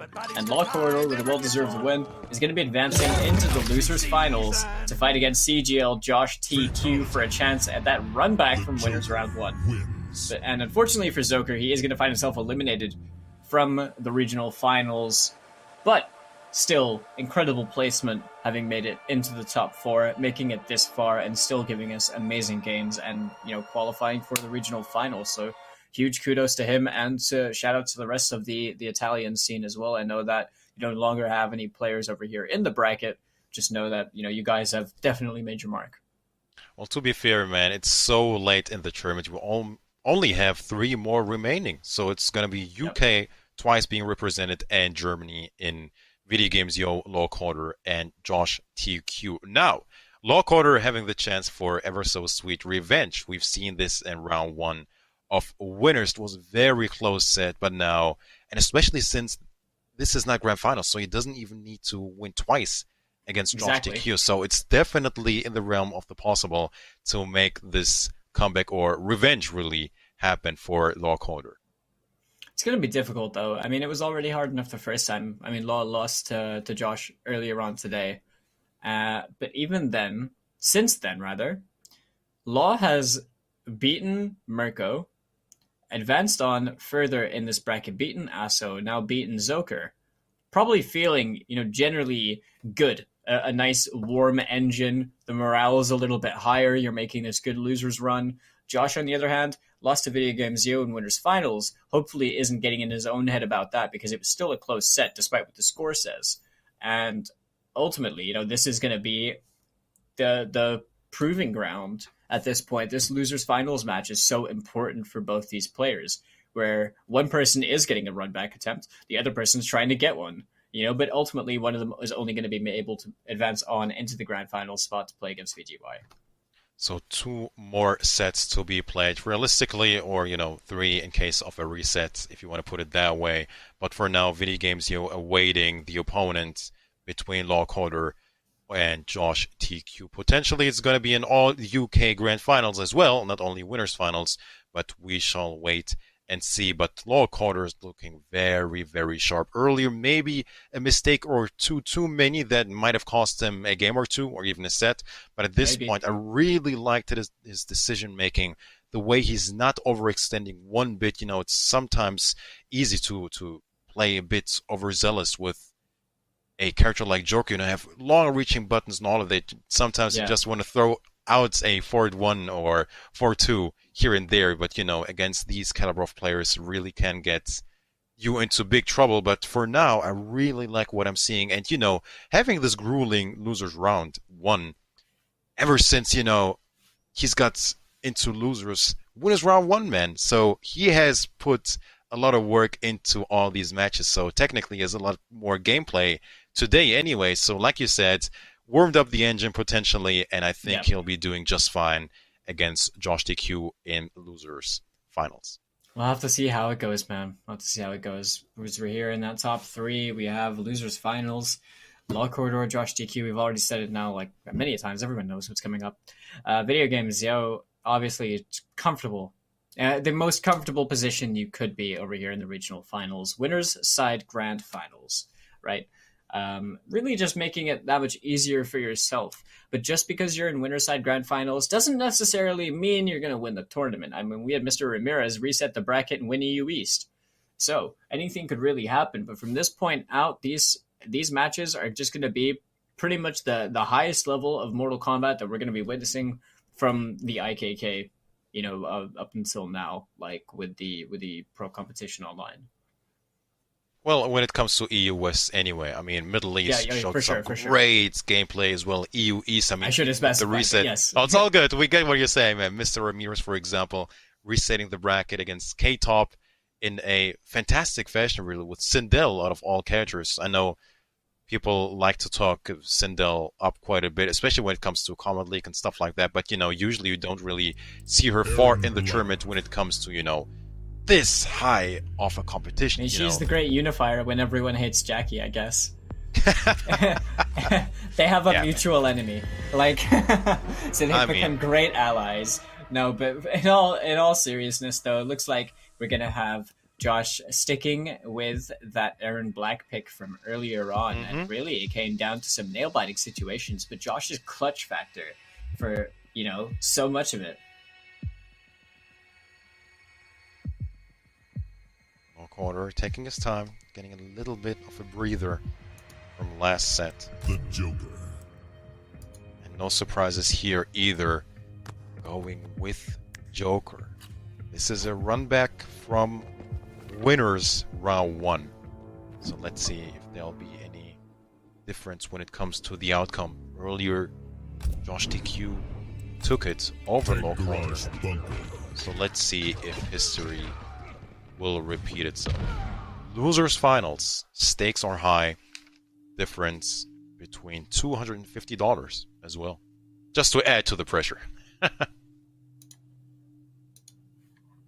Yeah, we'll have to see how this one pans out. Kapow and Boeing, so this is pretty much going to be, just a through-and-through run back of what we saw earlier on today. And if you were not here to witness what we did see earlier on today between both these players, oh my god, you know what? I'll get to that later. That forward one, Kapow was dirty. Right there from block 4. Single way to start things off. Single button hit confirmed to start things off. Wow. Lockhart looking sharp. And he has to be warm, man. Oh, yeah. Ooh. Jump is going to be good. Good confirm from Lockhart. Side switch as well. Look at that, man. So beautiful. Not overextending one bit. Not going to be dead. 5% left and the forward one to seal the deal. Lockhart with an impressive start into this losers finals. Fight.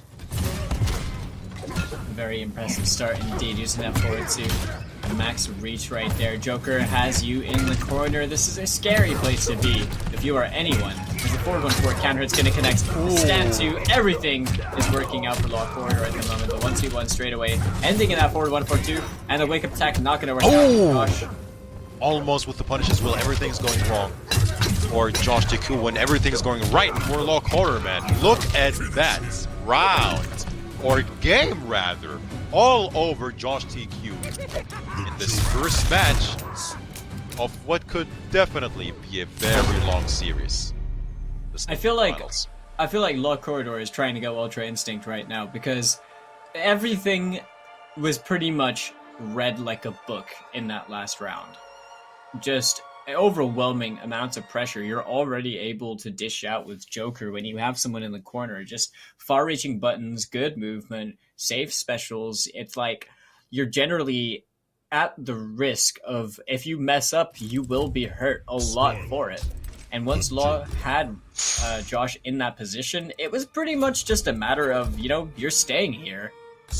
But Josh, with, you know what, this isn't even a straight run back from earlier. Apparently I jinx it when I say it, so this is what I thought we would see earlier on from Josh, which is the Scarlet pick. Josh has, got a very strong Scarlet, plays this character a lot, has also played her throughout the pro competition to qualify. But generally speaking, I was curious as to whether this would be a better matchup. As we're here in losers finals, I guess now is the best time to test, if any. This will be completely different for Lockhart anyway. So used to playing Aaron Black, or against Aaron Black, I should say.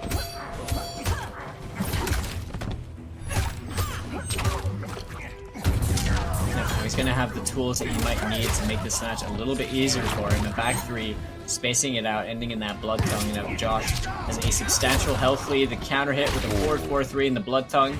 He's keeping it nice and simple. There's a start. Cancel.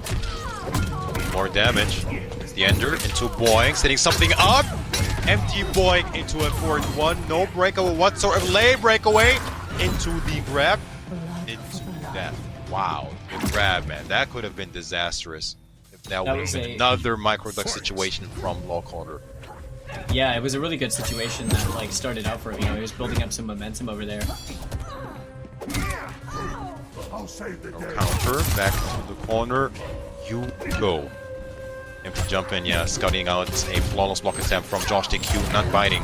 It's Josh TQ here into the teleport. You see Josh is just playing with the spacing in mind so much. Okay, the Red Rain is out. The down 2 attempt on the Boeing, not going to work out. The neutral jump, surprisingly, whiffing over there. Josh making the right read, but it didn't work out too well for him. Block on the smoke bomb. Tries to get a whiff punish as well. Not going to work out, but the back 2 is going to connect. Is he going to try and go for the KB? No, he's not. Oh, overextending his low corner. Uncharacteristic. Love him. Hurt, man. Swirling points into the short hop attack. What an answer from Josh TQ with the Scarlet pick.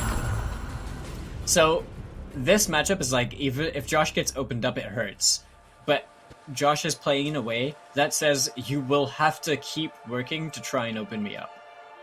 And he's just resorting to playing the neutral, playing with Scarlet's also long range and specials, like range specials and various tools. We've seen him using the sweep, we've seen him using stand 2-1s, like, and generally speaking, he seems comfortable.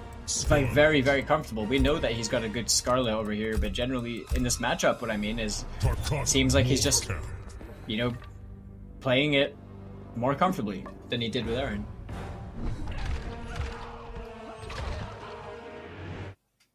One apiece. And no more Boeing from Lockhorder, by the looks of it. Round 1, fight. Pow and jumping gesture. Going into this third match. Oh, yeah. The flawless smoke reversal was interesting.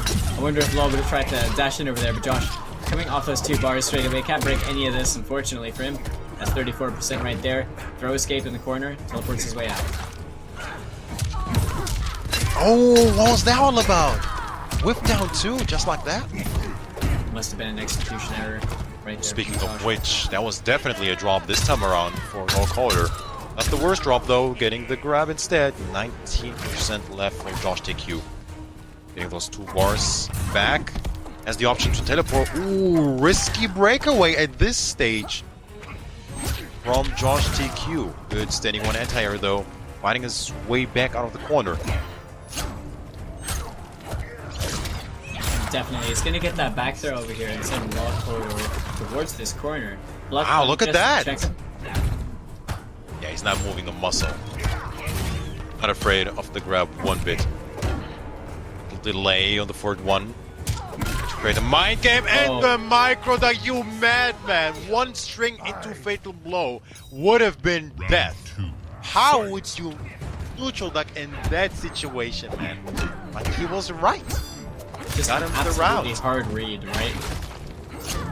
He was right.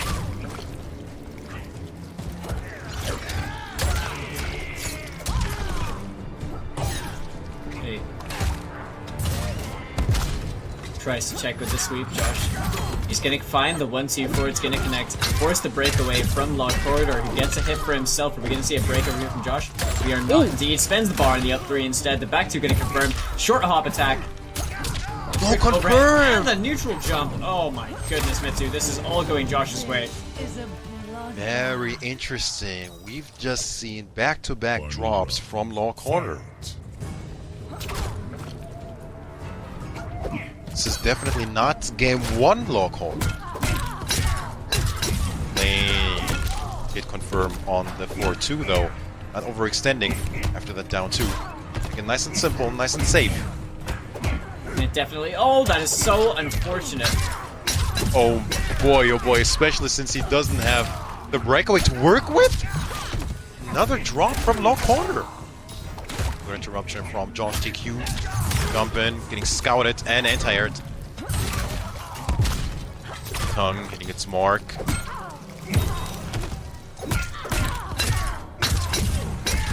Sure, only down 2. Yeah, the down 2 1%. damage to kill. Josh held on to that star. Man, was that scary. That little stare down, really. Respect. But, it's low quarter. I mean, yeah, now Law has the advantage over here, right? This is going to be a difficult one because the next character that Josh is going to be picking, whether it be Scarlet, whether he go back to Aaron, he's going to be locked into it for the remainder of this set right here. Law Corridor, on the other hand, has been making these insane reads and also just playing fundamentally solid. And with a character like Joker, who hurts a lot per individual hit, like it's just to name one thing, it's starting to rack up quite a bit. Josh, on the other hand, he's going to be betting it all on this Scarlet pick, and I don't think that is even a wrong choice to make, to be honest, given how well he's been playing this matchup in particular. It really just kind of slipped through him in that final round situation where Law capitalized on all of those hits.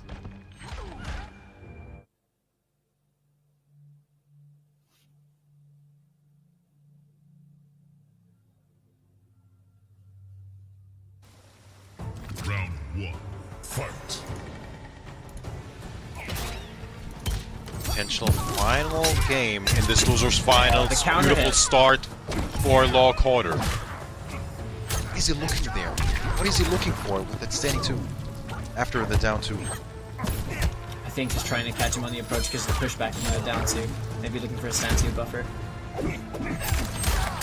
Okay, clean whip punish right there for Josh. Gonna get the down 2 on the breakaway. Law Corridor have to come off that bar.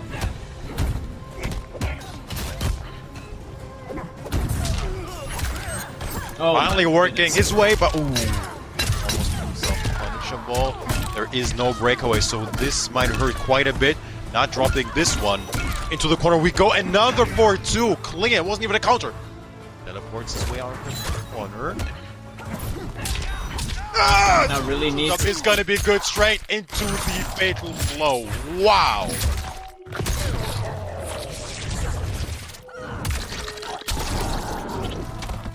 That was a very clutch neutral jump kick right there from Josh, just going into the 4-4 fatal blow to close it up.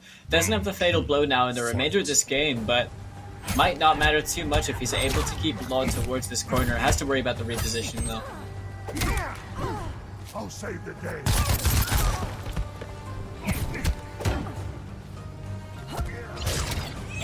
Respect shown by both of these players, man.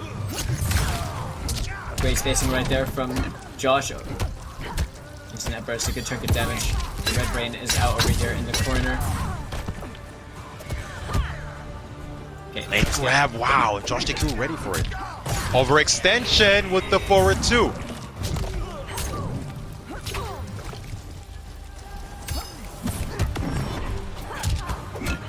Oh! It didn't link, Falcon. Why didn't it link? It's a bit of a goofy down 2, I suppose, but still not that throw KB to work with. Law Corridor is gonna be. He's got his blow cancelled back now as well, but that throw is not gonna kill. It's gonna push him close to it. Blood Tongue on block. No anti-air from Law Quarter. It is gonna be a match 5 in this loser's final. How fitting. It really is a run back. We're here in a Game 5 setting once again between two powerhouses that we have in EU West. And losers finals really just upping the ante over here, right, Mitsu? This is intense, Falcon. There's always a bigger prize pool difference between first, second, and third, right? So here we are in a situation where you're either getting third or guaranteed minimum seconds. And that can mean a lot in Law Corridor for the first time today, opting in this Game 5 here to switch off Joker. Gonna go with more of the OG Law pick and Jackie Briggs. Man, oh man, is this a risky decision to go with? I mean, after all, it's Jackie. So let me put that out there. But still, man, Yeah. you've played so many matches as Joker. Round one. And when the heat is on, you switch to Jackie? Let's see it. I mean, it's a good versus start. Scarlet. Yeah, Jackie versus Scarlet makes more sense, and if your execution hasn't faltered much since then I guess it's alright. But you can see Josh building back a little bit of life. Wow, that was sick. Making reads upon reads. What an answer. Checks in with Breaking the as sweep. well. Man, oh man, is he right on the short top attacks. Good flawless block from low quarter. Takes his turn with a back throw plus frames for 3. Oh, beautiful spacing from low quarter. 1, 2. Into nothing. Into nothing.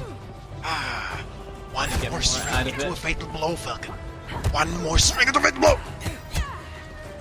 So either player needs right now is just one solid touch and the confirm to boot with a flawless block, gets the counter hit with the forward 1-2 on the attempted backdash. And Law Corridor right now looking like he is unstoppable because he really needs just this one round right now to take this and move into grand finals. Josh on the other hand had a strong round for himself in the start of that. Needs to fight back a fair bit harder. The back throw is going to give Law Corridor the Oki over here. So many. Take the Oh, check. no. Not enough Too reach. far out. What a duck from low quarter. Are you kidding me? 1, 2. Going down. Corner you go. What's it gonna be? Wake up roll. Empty lead. 4-3 is Oh. gonna be good. There is no bar for low quarter. Daddy was right. Oh, the anti-air from Josh, though, gets the knockdown with the blood tongue. He's gonna be dashing in, short hop over the back 3, the fifth one, no commitment, but the 1-1-2 into the dash punch, and Law Corridor is gonna get the run back over CGL. Josh, too, unfortunately, is gonna be eliminated in the losers finals. But now Law gets that chance to run it against CGL Video Games Yo in grand finals. I mean, you gotta say, what a set. Jackie Briggs. What a set, man. That must have been one of the best sets of the day. And we had many good sets. He was right on so many of these neutral duck attempts, but you know, he just was pressing the wrong buttons. What is it, 1-1 string instead of the 4-3? But still got the important hit confirm into the... I mean, that was intense, but just goes to show, ever since Norcoder had the point advantage in this set, he had the privilege of switching to another character, and it was the somewhat surprising pick, I guess, for me anyway, the Jackie against Josh's Scarlet, and what a series, Falcon. Wow. I mean, like, we thought about it, right, from the beginning that, like, he does play Joker. We can most likely expect him to play Joker. But if it ever came down to it, he still has that Jackie if he ever needs to play her at any point. And ultimately, it really came just at the right time by picking them in the losers finals last round. And that was it. That was intense, man. That was intense. So it is going to be Law Quarter versus Video Games Yo in the grand finals. No all UK grand finals happening at the EU West regional finals for this season. Anyway, so we shall be having grand finals next, but before we jump into that, let's give another big thank you to Astro Gaming, one of the official presenting partners of this series, really, and the official audio partner of the pro competition. Our audio has been powered by astrogaming.com, so if you want to copy yourself some gear, want to see what is available right now for the PS4, the officially licensed products, go ahead and visit astrogaming.com. But the ante and went ahead with the extra support for every single regional final champion with the exclusive regional championship kits. Every single champion gets a white Astro ID headset with the mix amp and some custom MK11 Pro competition speaker tags, as well as some custom MK11 Pro comp windbreaker and some ultimate joggers to go along with them. Big thank you to Astro Gaming for their continued support when it comes to the pro competition, but even the FGC as a whole, been a vital partner for years. Yeah, definitely. I mean, that's for sure. But before we can get into the grand finals action, we are going to be taking a very short 5-minute break. So when we return, we'll be ready to kick things off and crown a new champion in the regional finals for Europe West between Video Games Yo and Law Corridor. See you guys. And a very warm welcome back to the Mortal Kombat 11 Pro competition here at the Intercontinental Combat Regional Finals EU West. It's coming down to this, the main event of the evening. 2 more remaining players. We have our grand finals set. It's going to be Video Games Yo taking on Law Corridor. That it is, and it has been a long journey up until now for both of these players, for everyone, really, in this regional finals. As we were here, down into our last set for Europe, before North America gets underway later on. But CGL Video Games Yo sitting comfortably in the winner's side over here of grand finals. And Law Corridor getting that all-important run back that he needed against CGL's Josh TQ in the losers finals is going to be over here to get his potential win. But if anything, VGY just had his brother lose in losers finals, which could potentially be sparking a bit more of a fire for him to get this W. Either way, completely unpredictable to determine how this grand finals is going to go. Law's been playing insanely strong today, but so is Video Games Yo. Either way, we're both really excited to get into it. I think at some point we could see some tournament nerves kicking in from Law Corridor because uncharacteristic drops against Josh TQ still was able to clutch it out. But, we know now that we could be in for a surprise. That Jackie pick, for me anyway, was a surprise to a certain extent. You touched on that earlier, that he does play her, but, all day it's been just Joker. Well, on stream anyway, I don't know what he did in Losers Round 1, but that was a surprise, so who knows what he'll bring against Video Games Yo, who's sitting comfortably in the winner's side, so he's only got to win the set once, whereas Law Corridor has to defeat Video Games Yo twice. Yeah, of course. And really, yeah. So, just as you said, right, for anyone that's watching that might not know the double elimination format, though the player that's in the winner's side of the bracket only needs to win 1 best-of-5 set. So that's the first of 3 wins. Now, if you are in the loser side of the bracket, in this case, it will be Law Corridor, that is, you have to win 2 sets. So you have to win the first 3 out of 5 to reset the bracket and knock the person in winners theoretically down into losers bracket. So once you've done that, got to win another 3 out of 5 set, and if you can do that, you'll be crowned the champion. Still a lot harder because you have to win double the amount of times that they do. At the end of the day, if VGY has been playing nearly on the same level as he has been throughout today in general, I'm not sure what to expect. But surely not. Real? Surely not. Surely not. Okay, buddy. Okay, well, if he's planning to do this, I already had the most respect for VGY, but now it's just it's astronomical because when do you ever see a Shao Kahn in grand finals? And VGY is the Shao Kahn. Hold on a minute, man. Hold your horses. Is this real? I mean, it's a real match, but, it's not like he's locked into it. Yeah, but, maybe he's pressing circle any given second. But that would be, let's say, interesting to say the least. He really is the people's champ, right? I'm sure there are a bunch of people out there, whether they be in Twitch chat or any chat for that matter, absolutely losing their mind over the fact that VGY is actually picking Shao Kahn in grand finals. But let's see how he makes this one work. Annihilation, Dark Priest, and Ground Shatter. Ground Shatter being one of the newly buffed moves for Shao.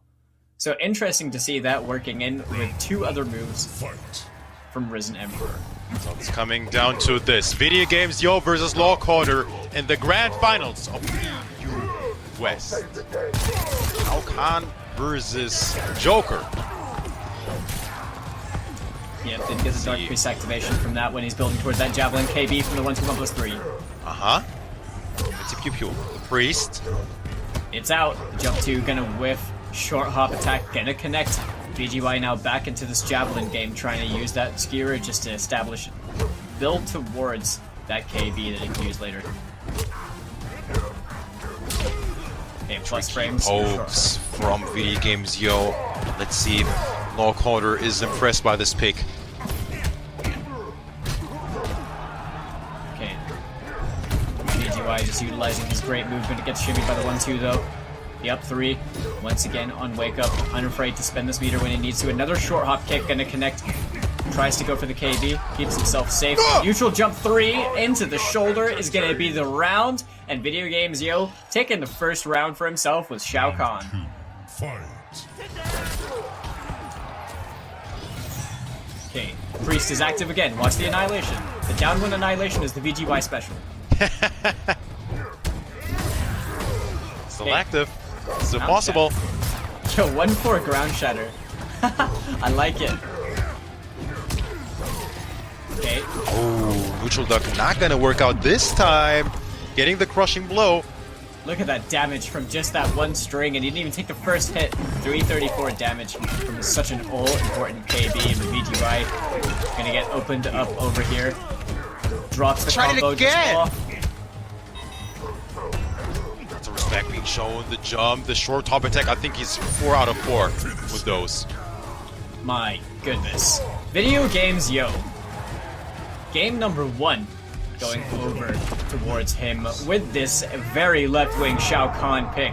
But if anything, VGY has been a believer and an active player of Shao Kahn for a very long time, and definitely feels he's in more of a better state right now. And it's great to see him being displayed over here in the grand finals of the regional finals. You know, I was talking about that maybe Law Quarter could be bringing a surprise to the grand finals. I did not see a Shao Kahn coming from VGY. For anyone that doesn't actually realize why we're making this such a big deal, Shao Kahn has pretty much been regarded as one of the worst characters in the game since the game has come out.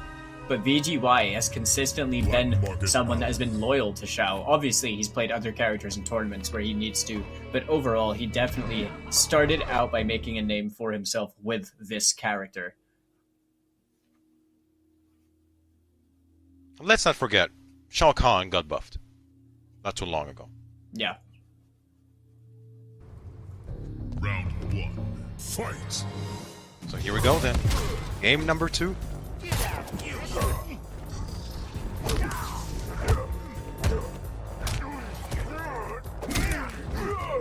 Okay, special down 1 to the grab. Escape failed. Doesn't matter too much in this matchup. Slowly approaching the corner. I mean, Lockhart didn't get too much going for himself earlier, so let's see. We'll have to see. Law seems like he doesn't actually know the matchup too well. Wow, that didn't even work? That is surprising. A great flawless block reversal. Law getting a full punish on that. A 320 damage. Shao Kahn having 1100 HP though. You gotta work a little bit more when it comes to the damage factor. You gotta factor in that extra 10 HP. Or rather 100 HP, sorry, my bad. 10%. Another short top, man, oh man.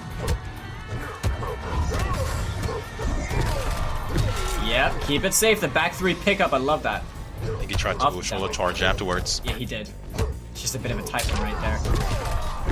Okay, He's making him whiff, but the second hit is always somewhat connecting for Video Games Yo. Are you not entertained? Says Shao Kahn. How fitting as well. Okay, throw escaped straight away by VGY. Law Corridor gonna find an opening hit right here. The counter hit forward 1-4. Turn this into big damage in the corner. 35% VGY casually just jumping his way out though. Let's not forget, Shao Kahn is a very good jump read. Yeah, very good. Down 1 Annihilation There it is. without the Priest. You know what? We rock with it. 12% flat right there. The down 4 check gets the launch in the corner and the down back 1. That scum grab just to break the armor. Great choice. 4-2-2 KB from Law Corridor on that well space. 4-2-2. How about that? 4-3. The first time we've seen it. Yeah. 10 frame hit, but that's the first time he used it. Oh, backing off afterwards. Oh, And the up 2 from Video Games Yo. So ready. But I'm very surprised we didn't see a fatal blow anti-air from Law Corridor actually. That jump in. I'm not sure. I mean, it probably just wasn't really feeling it too much. But right now, Video Games Yo has 2 games up on Law Corridor, and he's in winner's side of Grand Finals. If he can pull this off and win 1 more, he is going to be crowned our EU West champion over here in the Intercontinental Combat. Law Corridor, honestly, looks really lost right now. You know, it's always one of those things. Low tiers. Do you actually know the matchup, or just because everyone in their tier lists puts them at the bottom, do you have Yep, the experience exactly. that is needed against a character specialist like Video Games Yo? So he's potentially betting it over here on the Joker pick. I'm sure that the Joker pick, there's nothing really wrong with it. It's always just coming down to how you're playing the match itself. But Law riding and dying with this character that's made it this far for him. Video Games Yo obviously locked into that Shao Kahn pick, but just hypothetically speaking, if Law manages to win this, VGY has full reign to pick whoever he likes in the next match. A 2-game point advantage already being a winner side of the Grand Finals is a very big statement. Round one. Here we go then. Potential final match. This Grand Final. Okay. He tries to fish for the full spot, didn't quite get it. The down 4 into the down back 4 keeps himself safe. One of the new changes in the patch.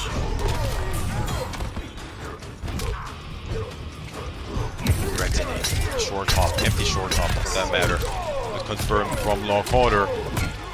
An excellent trip run from him as well, nonetheless. But VGY trying to answer back with a back 2, checks in with the up 3 on wake up as well. The 1-4 gonna shimmy Law potentially. And the 1-4 again gets that meterless launch right here from mid screen. Turn this into big damage right there. That hurts a lot.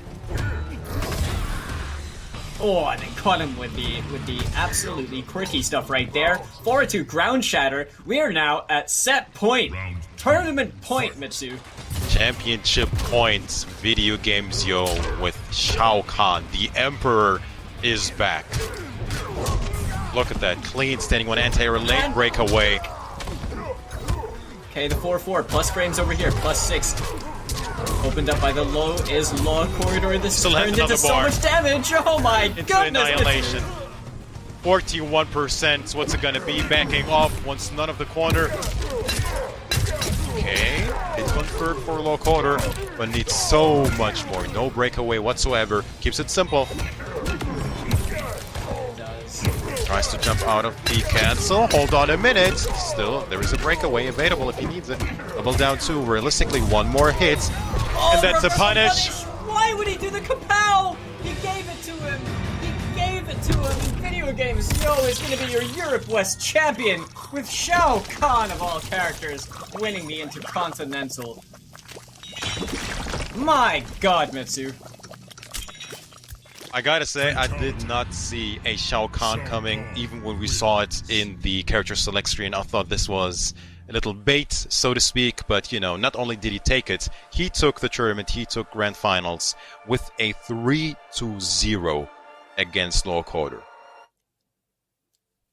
I'm speechless, genuinely. Like, a 3-0 over Law Corridor is one thing. A 3-0 in Grand Finals of a tournament with stakes like that in the Grand Finals with Shao, a character that has, newly been, or recently been buffed slightly, might I add. Not huge, overwhelming buffs or anything like that, but still a firm believer in this character. And honestly, what a performance from VGY. I'm sure CGL feeling really happy about that one.